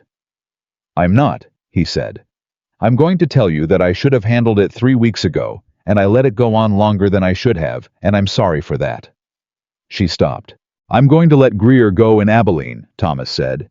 "He's a good drover and a bad man, and I've been keeping those 2 things balanced for too long. They don't balance anymore." "That's your decision," she said. "It is," he said. And then quietly, "Are you all right?" She looked at him. At the question on his face, which was not a formality and not a performance, but exactly what it presented itself as a man who wanted to know. "Yes," she said. "You sure?" "Thomas," she said. "I've been all right since I stopped waiting for someone else to decide I was allowed to be." He was quiet for a moment. "That," he said, "is the most Clara Whitmore sentence I've ever heard." And this time, she did smile, and it broke across her face before she could stop it, and she saw him watch it happen with that look. He had the one that built pictures to keep, and she did not look away. "Go run your cattle drive," she said. "Yes, ma'am," he said. He walked away, and she watched him go, and she thought about a ranch with high ground and 4 mountain ranges and a kitchen window facing east, and a little girl who checked on things too often because she was afraid they'd disappear. She thought about Rosemary. She thought about how it came back even in hard winters. She thought 9 more days to Abilene, and she went to work. 9 days. That was what she had told herself the night she'd watched Thomas walk back to his cattle and his drive and his careful, measured life. 9 days to Abilene. 9 days to the end of the trail, to the end of the job, to the moment when she would collect her $36, and Thomas Caldwell would say whatever it was he intended to say, and she would answer it, and whatever came after that would be whatever came after that. 9 days felt manageable. 9 days felt like something she could hold. She was wrong about that too. The first sign that the last stretch of trail was not going to behave itself came on the 62nd day, when old Bill rode back from scouting position, with his mouth pressed into a line that she had come to understand meant the news was not good, and he was deciding how to say it. "Waterhole at Cedar Flat's been fouled," he said when Thomas met him at the edge of camp. "Something upstream. Could be natural, could be cattle from a different drive passing through early. Either way, it's bad water, and we can't use it." Thomas looked at the sky, then at the horizon, then at Bill. "Next reliable water," he said. 12 miles, Bill said. "If we push hard." "How long have the cattle been without since the last crossing?" "Coming on 18 hours, Bill said. "They'll make 12 miles. They won't like it." Thomas looked at Clara without appearing to look at her, which was a thing he'd gotten quite precise about. "How are we on water for the crew?" 2 barrels, she said. "That's drinking water and cooking water combined for today and tonight if we're careful. I can make it stretch to tomorrow morning." "We push through," Thomas said. Tell Roy to start moving the herd. Bill went. Thomas stayed for half a second longer than he needed to, and in that half second he said quietly, and not looking at her, "Stay close to the main body today. Don't get out ahead." "You're expecting trouble," she said. "Thirsty cattle are unpredictable cattle," he said. "And 12 miles is a long push." She looked at him. "Thomas." He looked at her. "I'll stay close," she said. He touched his hat and went back to the herd. The 12 miles were the hardest of the drive. Not dramatic hard the way the storm had been, or the stampede, but a grinding, relentless kind of hard that sat in the bones and didn't let go. Thirsty cattle were not panicked cattle. They were something worse in some ways. They were single-minded cattle, and a single-minded animal that outweighed a horse and had horns was a particular kind of problem on a narrow trail. The men worked constantly. Clara drove the wagon and watched them and understood in a way she hadn't fully understood before the degree to which this work was physical at a level that most people never encountered. Not just skilled, not just dangerous, but physically demanding in a way that used a man up day after day, until by the end of a drive, what remained was a leaner and more essential version of whoever he'd been at the start. She understood this because she felt it in herself. The woman who had stood in front of Warren Dodd 6 weeks ago and said, "I need this job," was not the same woman driving this wagon today. That woman had been running on fear and desperation and a stubborn refusal to be beaten. This woman was something else. She was still stubborn. That hadn't changed. But the fear had changed shape. It had compressed down into something harder and smaller and more useful. A stone rather than a flood. Something she carried in her pocket rather than something she was swimming in. She drove the wagon, and she thought about this, and she watched Thomas manage an impossible situation with the particular competence that she had spent 62 days falling in love with, and she let herself use that word for the first time inside her own head, where no one else could reach it. In love. There it was. She'd known it since the stampede, really. Probably before the stampede. But knowing a thing and saying the word for it were different acts, and she had needed 62 days and a 12-mile push on bad water to get to the word. "Right?" she said to herself. "All right. That's what it is." And then, because she was a practical woman who had survived considerable difficulty through the application of practical thinking. Now what? Now they were still 9 days from Abilene, and the cattle were thirsty, and Thomas was riding the edge of the herd, looking like a man who had not slept enough in 2 months, and she had a wagon to drive and a crew to feed. That was now what? She focused on the road. They hit water at mid-afternoon, and the relief that went through the herd, audible, physical, a collective exhale that moved through 3,000 animals simultaneously, was one of the more extraordinary things she'd witnessed on the drive. The cowboys let the cattle drink and held them from drinking too fast, which was its own delicate management problem. And Clara got the wagon positioned and had coffee on inside of 20 minutes, because the men were going to need it, and she was not going to make them wait. Thomas came to the fire when the herd was settled. He looked, she thought, like a man who had been running on determination and not much else, and was allowing himself exactly 30 minutes to let the determination down before he had to pick it back up. She handed him coffee. He took it. "Good job today," he said, "keeping the wagon up with us." "You told me to stay close," she said. "I told a lot of men things today," he said. "You're the only one who didn't argue with me about it." She almost said you'd be surprised how much arguing I do internally, but what she said was, "How far behind schedule are we?" "Half a day," he said. "We can make it up if the weather holds." "Will it hold?" He looked at the sky with the practiced squint she'd seen him use before. "Probably," he said. "That's not a yes," she said. "No," he said. "It's not." He drank his coffee, and she watched him visibly organizing himself, the small adjustments of posture and expression that meant he was putting the trail boss back in place, and she thought about what he'd said 7 days ago, about asking her something when the drive was finished, and she thought about how 8 more days was both a very long time and no time at all. "Thomas," she said. He looked at her. "Whatever you're going to ask me," she said, "the answer isn't going to change between here and Abilene." He was very still. "Is that right?" he said. "I'm telling you," she said carefully. so you can stop carrying it around like something that might not survive the trip." He looked at her for a long moment, with an expression she could now read completely every register of it, and what it said was, "You are the most confounding woman I have ever met, and I am deeply grateful for it." What he said was, "You're going to make the rest of this drive very complicated." "I've been making your drive complicated for 2 months," she said. "You seem to manage." He made a sound that was not quite a laugh, but lived in the same neighborhood, and finished his coffee, and went back to the herd. She stood with the empty cup and the fire, and the afternoon settling around her, and she realized happy. Not the cautious provisional happiness of someone waiting for the other shoe. Just happy. Simply and without qualification, in the way that she'd forgotten people were allowed to be. She held that feeling carefully. She'd learned to hold things carefully. The twist she hadn't seen coming arrived on the 65th day, and it came wearing a familiar face. The rider came from the south, same direction as all the other riders, and at first she thought it was just another piece of trail business. Supply depot message weather report, ranch communication of the ordinary kind. She was at the wagon, and she watched the rider approach, and then she recognized the horse, and then she recognized the man, and something cold moved through her chest. The rider was Harold Briggs. Harold Briggs was a lawyer from Harding, Texas.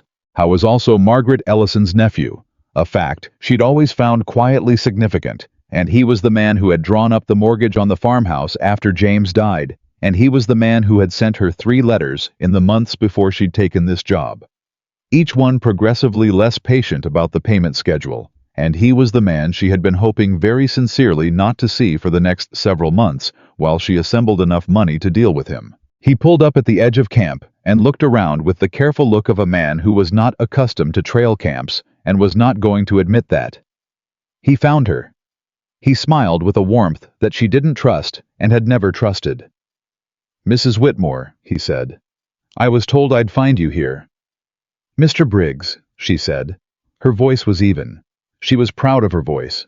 He dismounted with the careful movements of a man whose backside had suffered a great deal that day, and was pretending otherwise, and he came to her with a leather satchel under one arm and the smile still in place. "I've ridden quite a ways," he said. "I can see that," she said. "What do you want, Harold?" The smile adjusted slightly.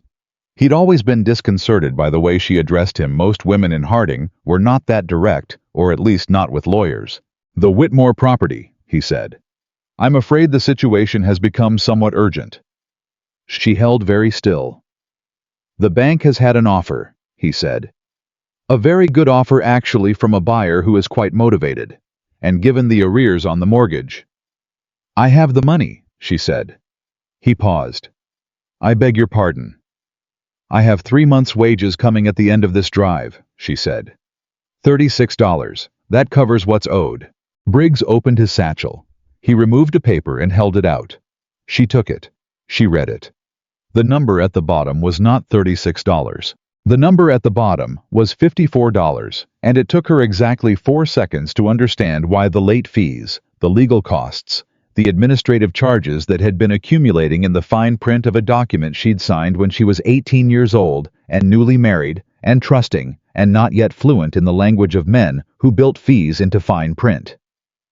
"There have been costs," Briggs said with a regret so precisely manufactured she could see the seams. "There have been costs, you added," she said. He tilted his head. "The mortgage agreement specifies." "I know what the mortgage agreement specifies," she said. "I know it very well, Harold. What I'd like you to explain is why you've ridden 300 miles onto a working trail drive to deliver a paper that could have waited 2 weeks until I reached Abilene." Briggs looked at her with the expression of a man deciding which version of his answer to use. "The buyer's offer has a deadline," he said. "End of the month." "Today is the 19th, she said. "The end of the month is 11 days away. I'll be in Abilene in 8. The buyer has indicated some flexibility might be required." "Harold," she said. Her voice was very quiet.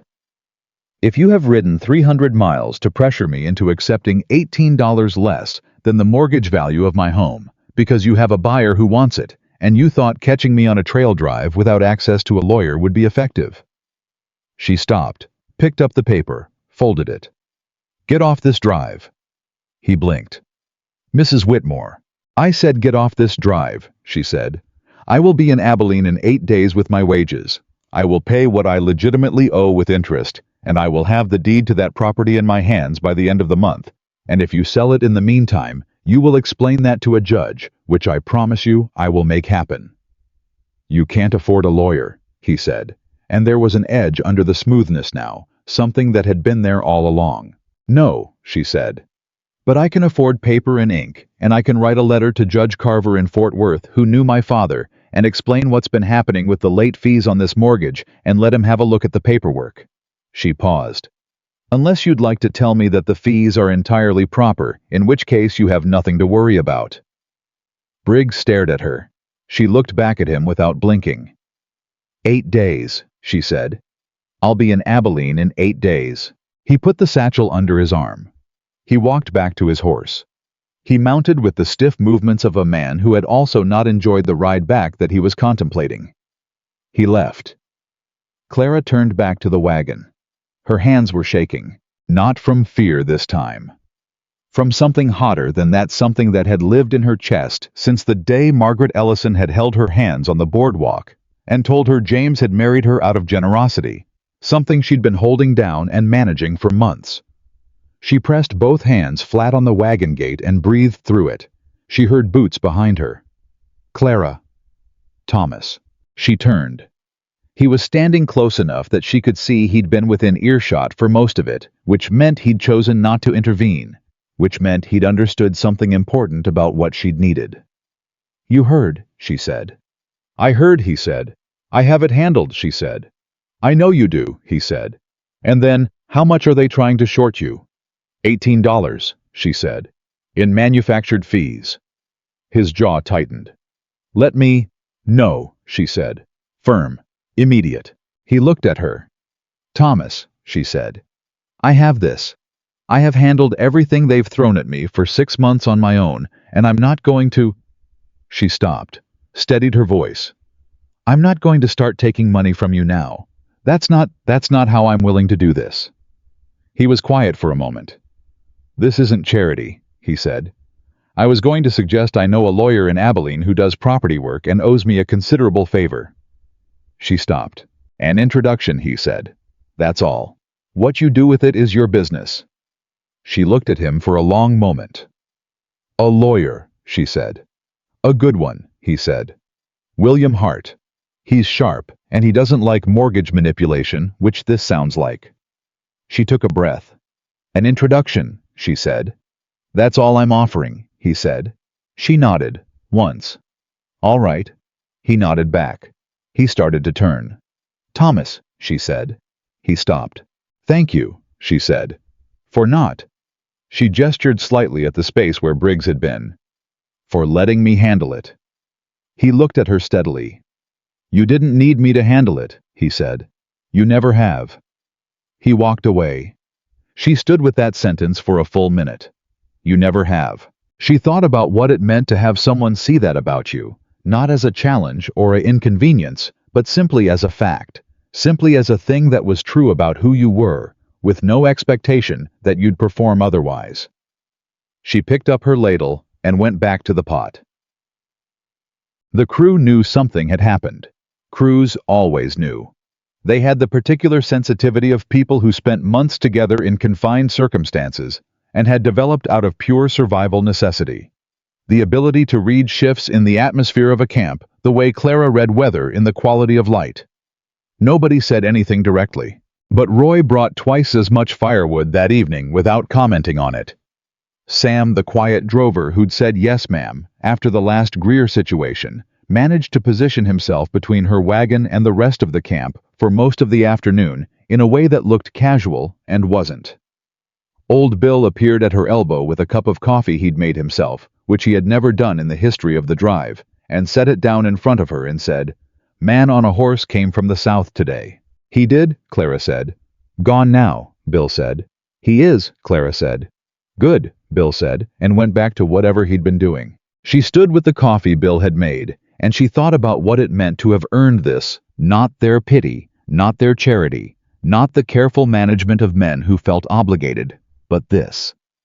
The quiet, unsentimental solidarity of people who had watched her work for 2 months and had come in the way that people came to things when they weren't performing them to regard her. It sat differently than anything she'd been given in Harding. It sat like something she'd built with her own hands, which was the only way anything Clara Whitmore had ever built had felt real to her. On the 68th day, Walt Greer made his final mistake. She had thought after the last confrontation that he was done. That the combination of Thomas's instruction and her own responses, and the clear shift in how the rest of the crew regarded her, had finally added up to something he wasn't willing to push against anymore. She had thought that. She was wrong. It didn't happen the way the other times had happened. It didn't happen to her face, or even sideways in earshot.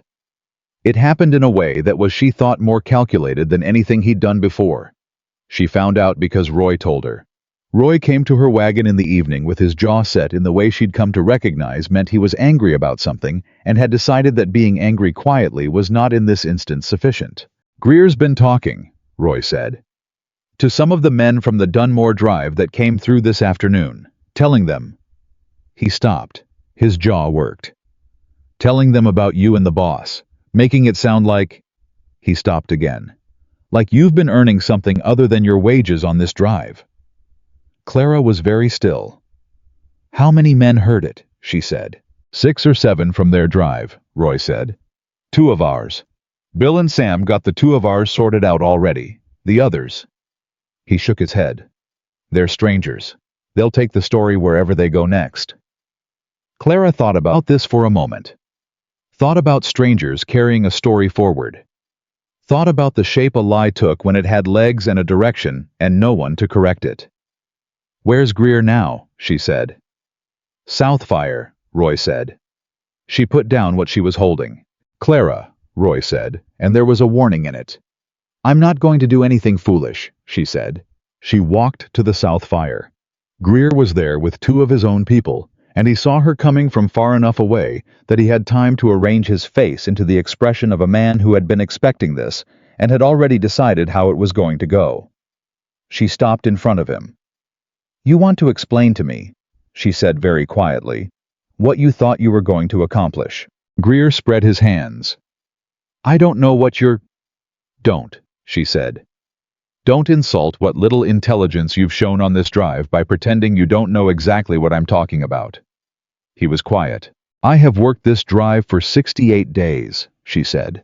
"I have worked it harder than you. I have worked it with more care than you. I have saved the food stores and nursed the injured men and kept the camp together through a stampede and a storm and a bad water crossing.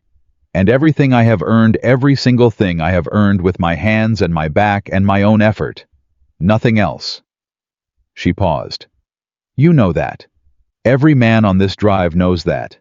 And you know they know it, which is why you had to go to strangers." Greer's face was doing something complicated. "And you want to know something else," she said. "It won't work. You know why it won't work. Because the men on this drive will say what's true. Because Thomas Caldwell will say what's true. And because she said, am going to say what's true to anyone who asks for as long as it takes, and I am not afraid of you or your story or anything you can put in anyone's mouth." She turned to walk away. Greer said behind her, "Must be nice having the trail boss in your corner." She stopped. She turned back. "Thomas Caldwell is in my corner," she said, "because I am worth being in. Same as every person who has ever stood up for me on this drive. Not because of who I am to him, because of who I am." She let that sit. "The same way that you, Mr. Greer, are standing alone at this fire because of who you are." She looked at him one final time. "I hope the next drive treats you better than you've treated this one." She walked back to her wagon. Roy was waiting. She picked up her ladle. "Well," Roy said. "It's done," she said. "He's done." Roy was quiet for a moment. Then, "You know, when I came on this drive, I figured the cook would be an old man named something like Hank who burned the beans." "I'm sorry to disappoint," she said. "You're really not," he said. She smiled, kept cooking. Thomas dealt with Greer the following morning. She didn't witness it directly. She heard through the ordinary channels of a small camp, where everything eventually reached everyone, that Thomas had called Greer aside before the drive moved out, and that Greer had been given his wages through the previous day, and told to find his own way to Abilene, and that the conversation had been brief. Thomas said nothing to her about it directly. He came to get his coffee and said, "Morning, Clara," and she said, "Morning, Thomas," and he drank it and went back to his horses. She stood with her own coffee and felt the absence of Greer in the camp, the way you felt a bad tooth once it was finally gone. Relief and a mild disbelief that you'd been managing the pain for so long without realizing how much of your attention it had been taking. The drive moved out. 6 days to Abilene. The last week of the drive had a quality she hadn't expected. She'd expected it to feel like a countdown, like the tightening of something, like all the things that had been suspended would begin falling at once as the endpoint got close. Instead, it felt like a long exhale. The men were lighter. Not less tired they were, if anything more tired, the accumulated weight of the whole journey settling into their bones, now that the end was real enough to feel, but lighter in spirit, in the way people got when the worst was behind them, and what remained was known and manageable. Thomas was lighter too. She could see it in small things, the way he sat at the evening fire, instead of standing at its edge, the way he contributed to conversations, instead of overseeing them.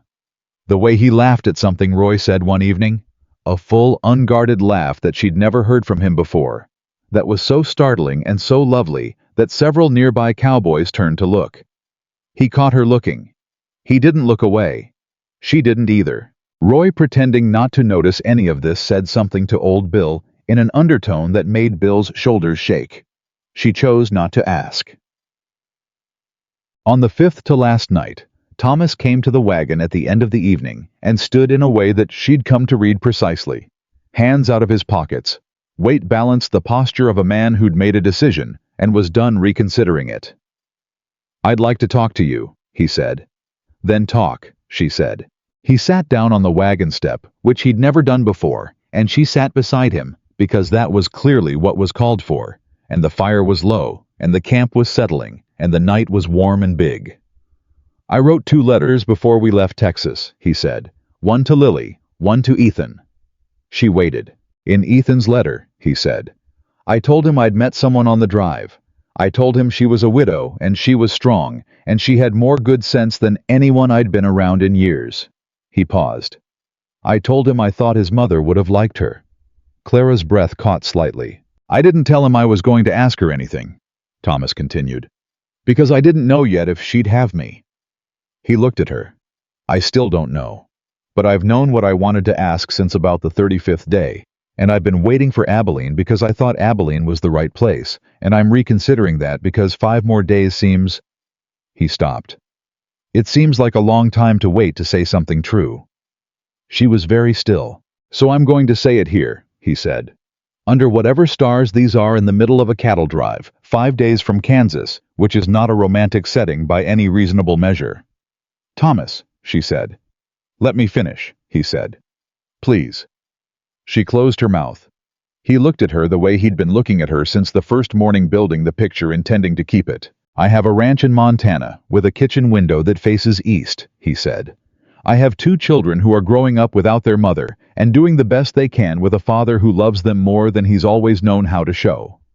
I have a cattle company that works hard, and a life that works, and a house that's been missing something I didn't have a name for until I watched you stand down Walt Greer and make dinner in a rainstorm and tell me things I needed to hear in the exact way I needed to hear them."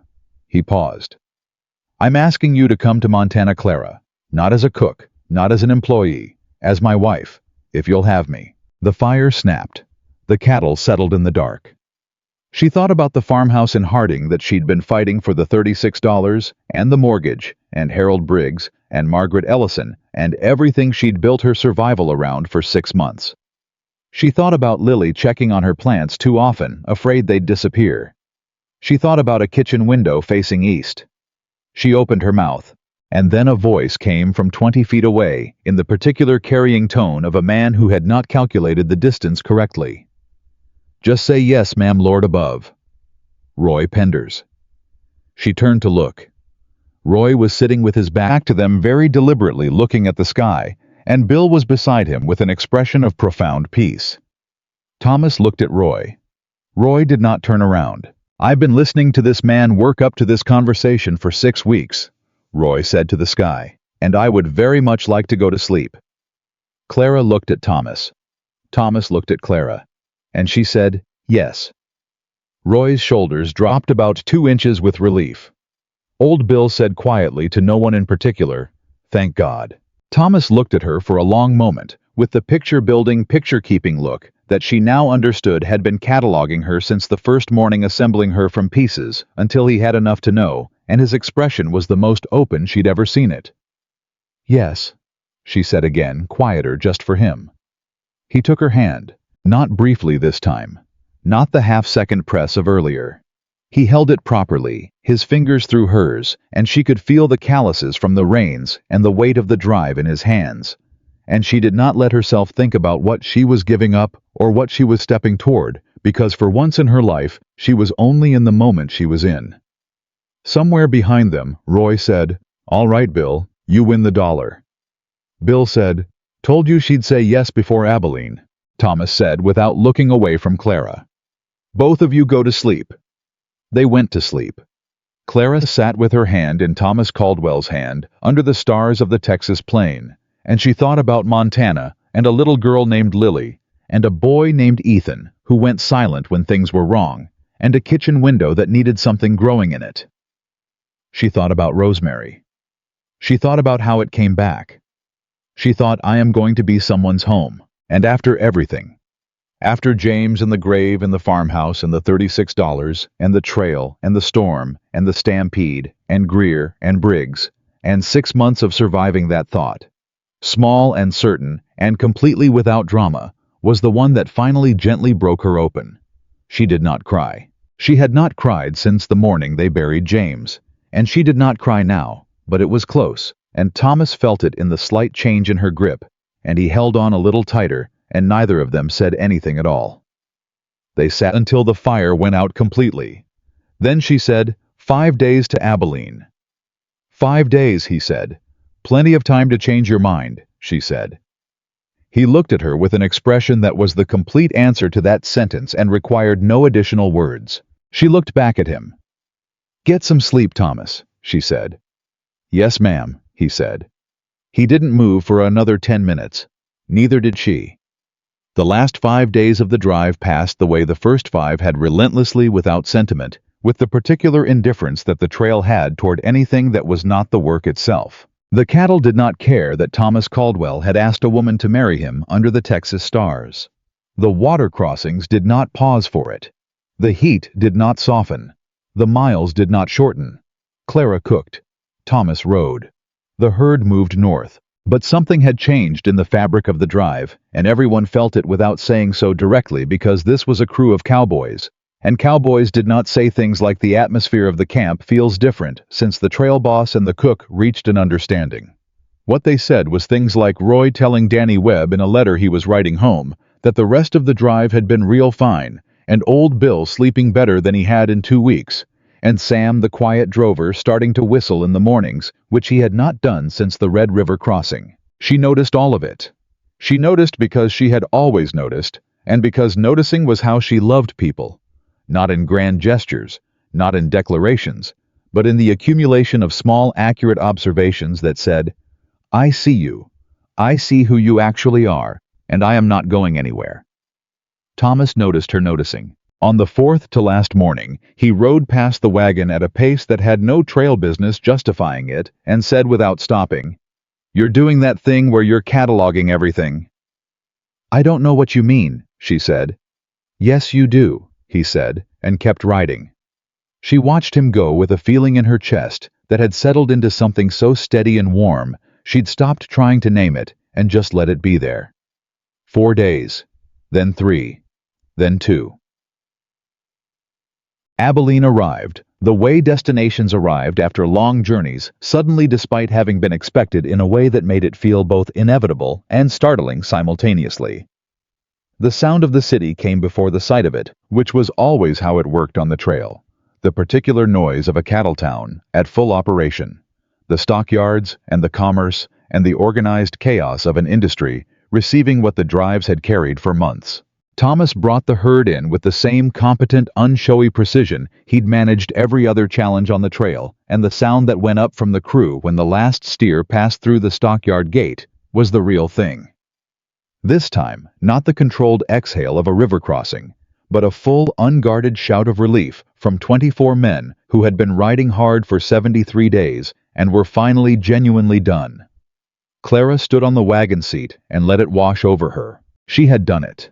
She had driven a chuck wagon from Harding, Texas to Abilene, Kansas, across 73 days of plains and storms and river crossings and a stampede, and she had fed 25 men every single day, and not one of them had gone hungry, and she was still standing. Roy Penders rode past the wagon and pulled his hat off and held it at his chest in a gesture that was not ironic at all, and said, "Cookie," with a gravity that made the nickname which she had spent the first 2 weeks resisting feel like the highest compliment she'd ever been paid. "Roy," she said. He put his hat back on and grinned and rode toward the stockyards.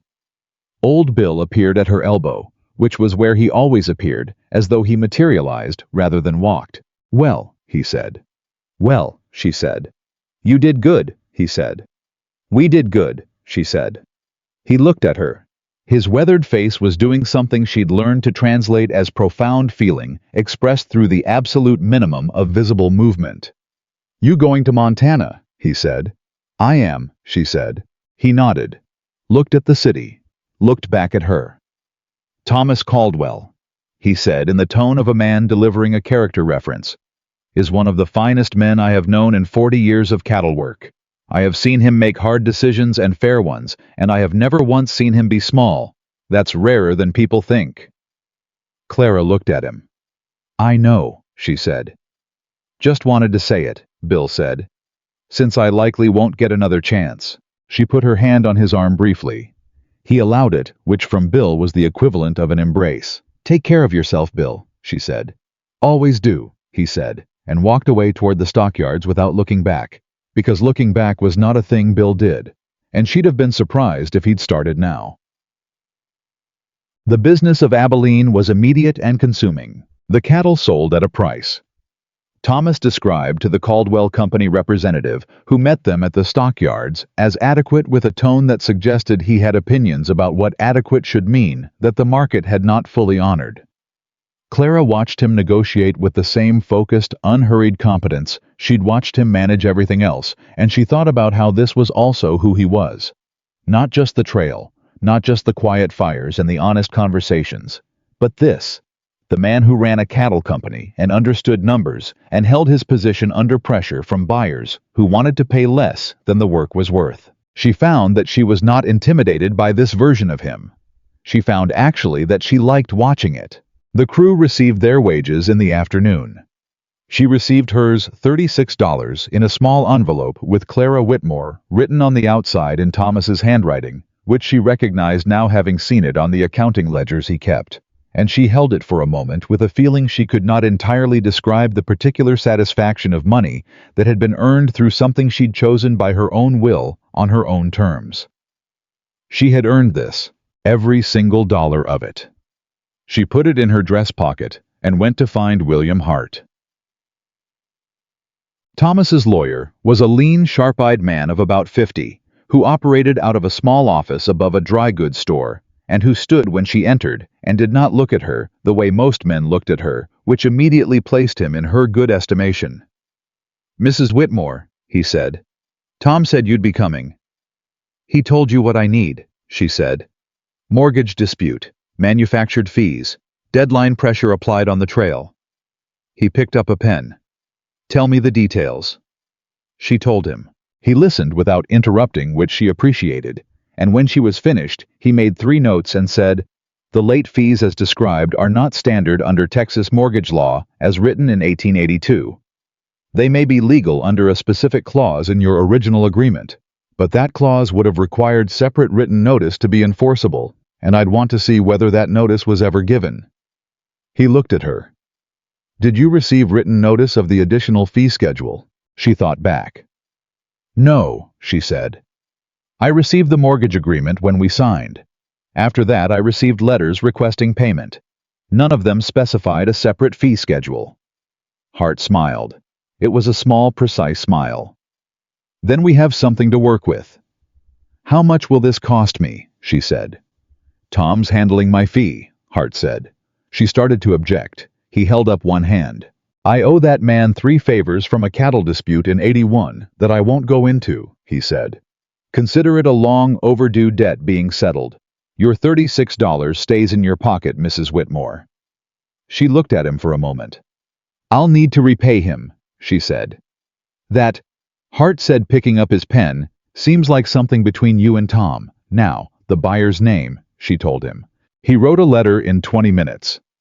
That was, she thought, one of the most elegant and quietly devastating documents she had ever read, citing 3 specific statutes and requesting documentation of the written notice that had never been sent, and informing Mr. Harold Briggs and the bank holding the Whitmore mortgage that any sale of the property prior to the resolution of the fee dispute would constitute grounds for legal action. He sealed it. He handed it to her. This goes by telegraph to Fort Worth today, he said.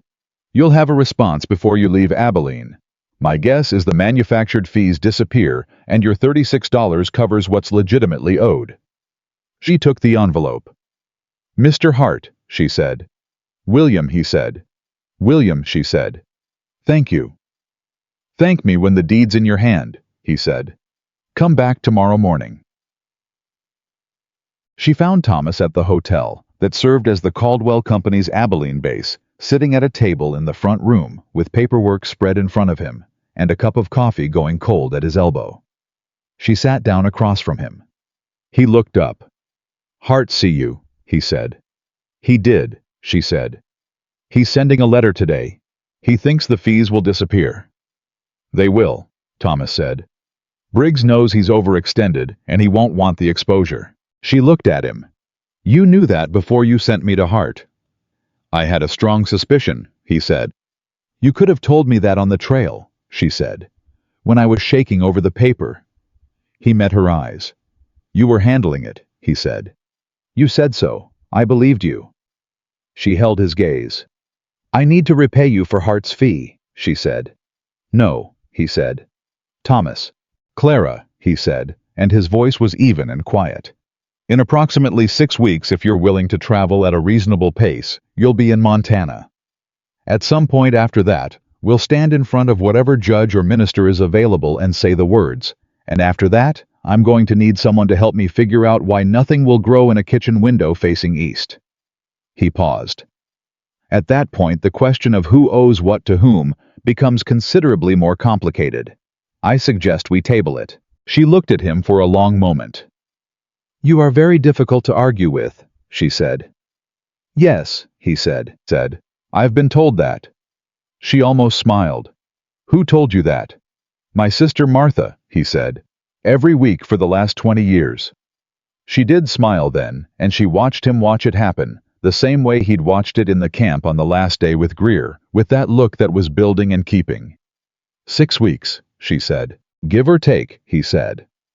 There's a stage north from Dodge City that connects to the rail line. More comfortable than a wagon. I've been in a wagon for 73 days, she said. I think I can manage a stage. I imagine you can manage most things, he said. She looked at him steadily.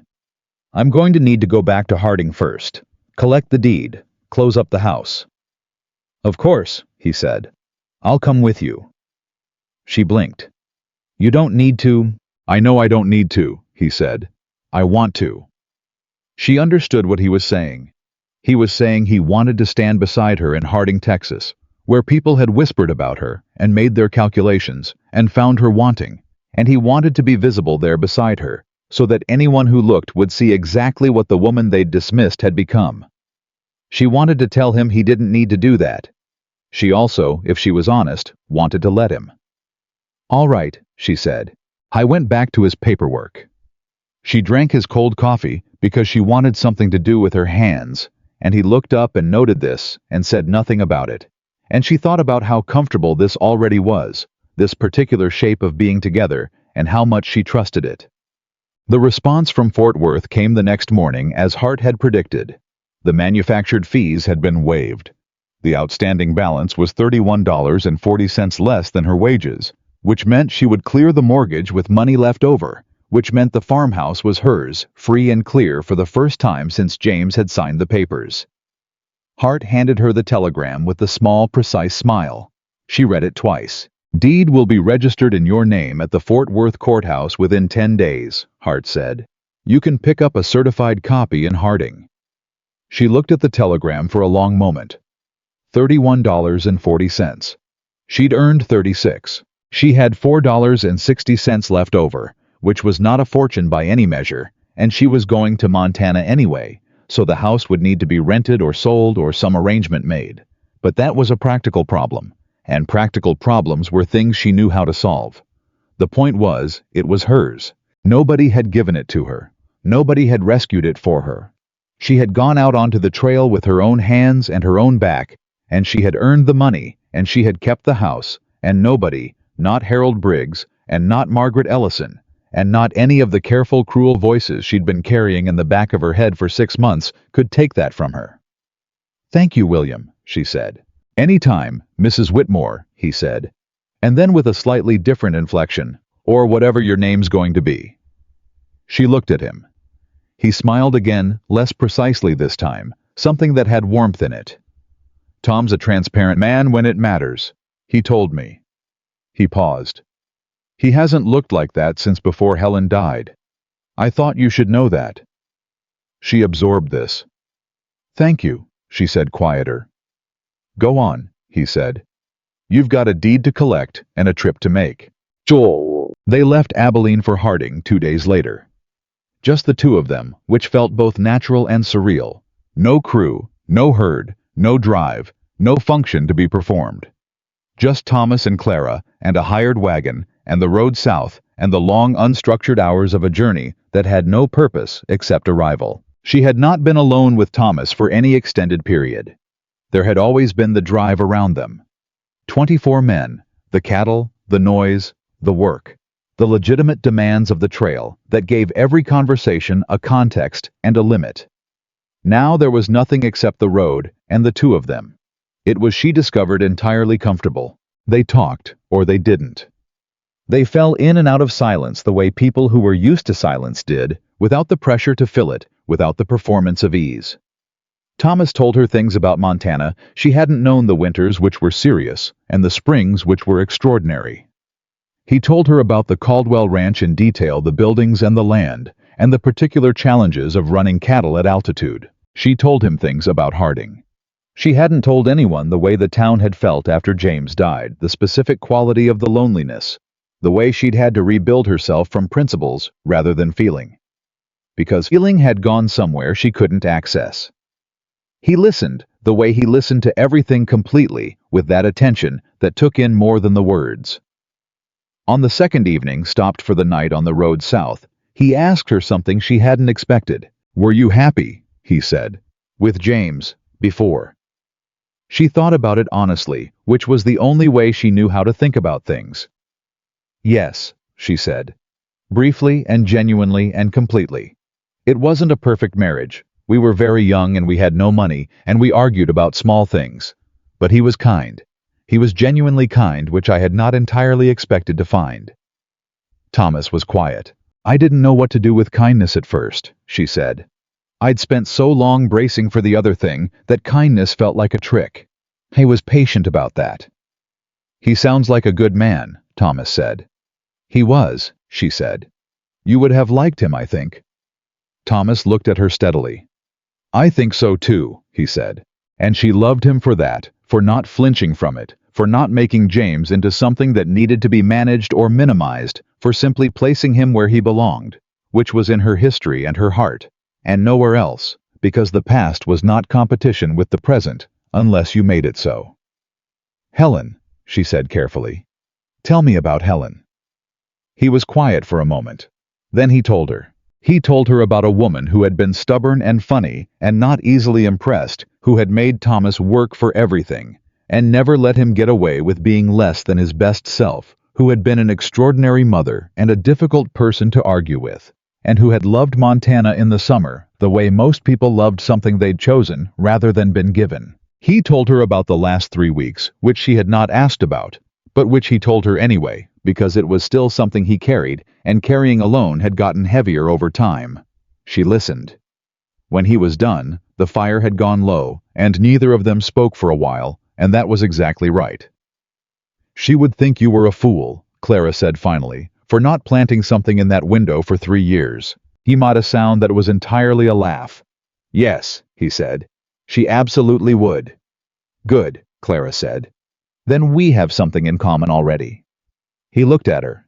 She looked at the fire. "Go to sleep, Thomas," she said. "Yes, ma'am," he said. Harding was exactly as she'd left it.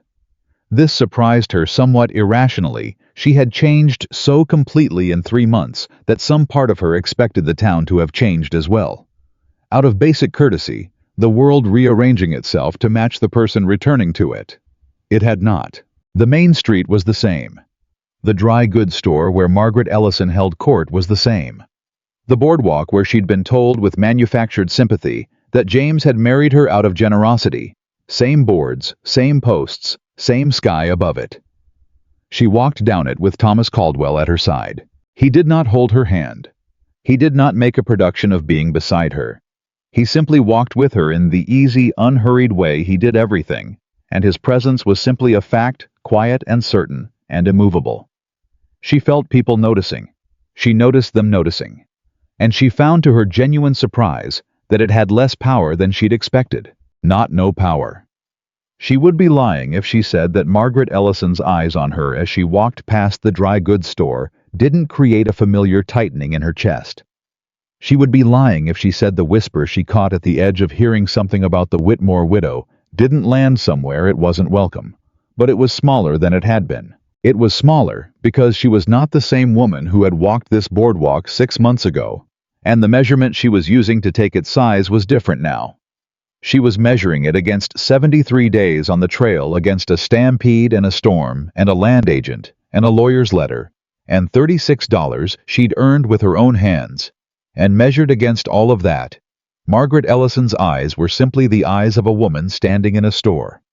They stopped at the courthouse. The deed was waiting as Hart had promised. She signed 3 papers, and the clerk handed her a document, and she stood in the Harding County Courthouse with the deed to the farmhouse in her hands, her name on it, hers free and clear, and she thought about everything it had cost and everything it meant, and the fact that she was going to turn around and rent it to the Henderson family who'd been looking for a place since spring, and she was going to walk out of this courthouse and leave Harding, Texas, possibly forever, and none of that made the deed feel any less like what it was. A thing she had earned. A thing that was hers. Thomas stood slightly behind her, giving her the moment because he understood the geometry of what this was and what space she needed inside it. She folded the deed. She put it in her pocket next to the $4.60. She turned around. He was watching her. "Ready," he said. "Almost," she said. She went to Margaret Ellison's dry goods store. Thomas did not ask why. He followed which was the right response. Margaret was behind the counter, and she looked up when the door opened, and the specific quality of her expression, the way it moved from assessment to calculation, to the arranged sympathy that was her default, was so familiar and so small that Clara almost felt something like pity. Almost.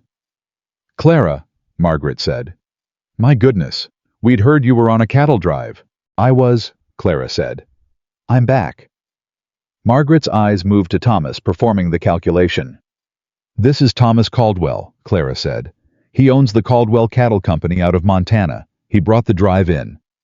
Thomas touched his hat brim, said nothing.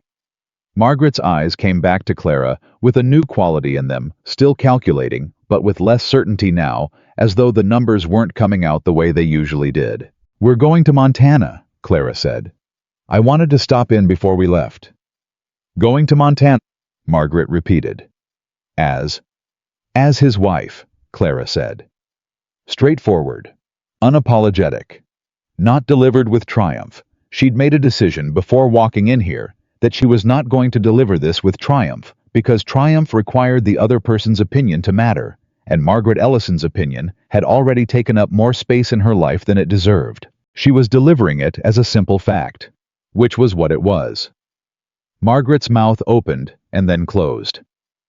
"I wanted to tell you myself," Clara said, "because you knew James, and because this town was my home for a long time, and because I believe in looking people in the eye." She paused. "I also wanted to pick up some rosemary seeds. You carry those?" Margaret blinked. Yes, I think so. In the seed section." "Good," Clara said, and walked to the seed section and found the rosemary and brought it to the counter and paid for it and said, "Thank you, Margaret," in the same tone she'd have used for anyone, and walked out. On the boardwalk, Thomas was quiet for exactly one step. Then he said, "Rosemary seeds." "For the kitchen window," she said. He was quiet for another step.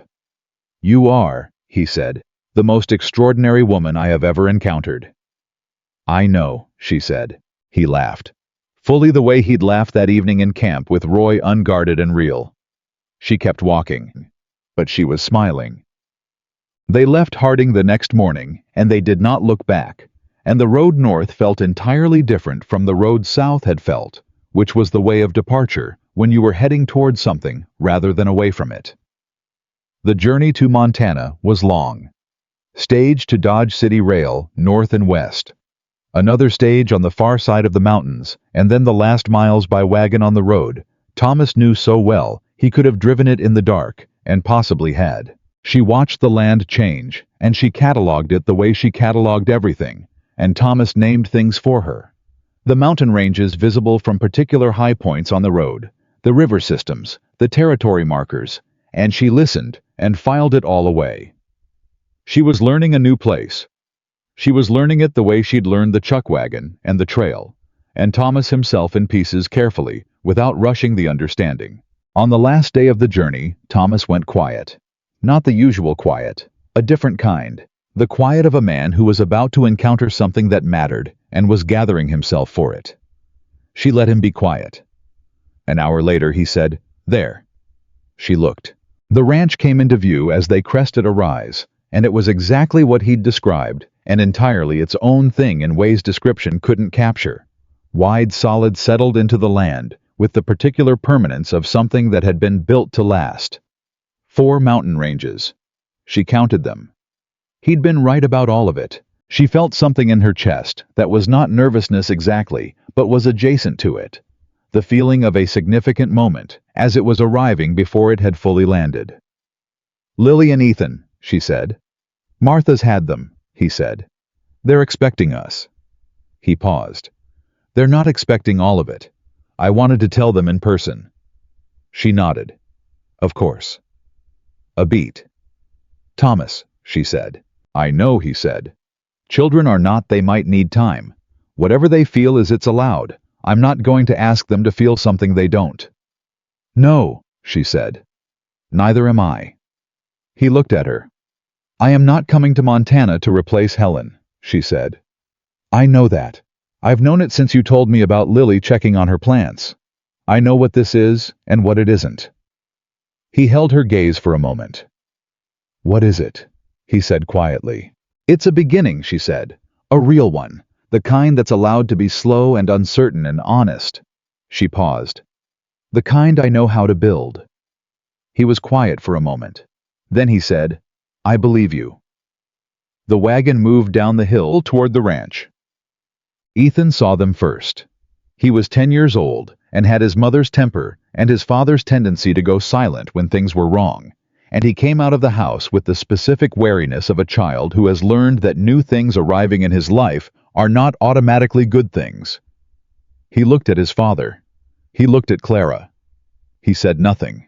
Thomas got down from the wagon and went to him, and Clara stayed where she was, because this was not hers to manage, and she understood that absolutely. She watched Thomas crouch down to Ethan's level, not talking, down talking, even the way a man talked to a person whose feelings he respected, regardless of their age, and she couldn't hear what he said, but she could see the shape of it, the patient honesty of it, and she saw Ethan's face go through several things in quick succession before settling into something that was not acceptance yet, but was not rejection either.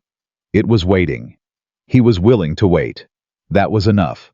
Lily came out of the house behind her brother, and she was 7 years old with her mother's hair and a quality of directness in her face that Clara recognized immediately, and she walked up to the wagon with no wariness at all, and looked at Clara with the uncomplicated assessment of a child who had not yet learned to make her curiosity polite. "Are you the one from the trail?" Lily said. "I am," Clara said. "Papa wrote about you," Lily said. "He said you ran into a stampede." "I did," Clara said. Lily considered this. "Were you scared?" "Yes," Clara said. "Very." "But you did it anyway." "Yes." Lily thought about this for a moment with the gravity of someone weighing important information. "I fell off my horse last spring," she said, "and I got back on even though I was scared." "That's harder than a stampede," Clara said. Lily looked at her. "No, it isn't. You had to decide to get back on something that had already thrown you," Clara said. "I only had to decide to run toward something I'd never done before. Running toward something new is easier. Getting back on after you've been hurt, that takes real courage." Lily was very still for a moment. Then she said, "Are you going to stay?" Clara looked at her. At this small direct child with her mother's hair and her father's careful attention, who checked on her plants too often because she was afraid things would disappear. "Yes," Clara said. "I'm going to stay." Lily looked at her for one long moment.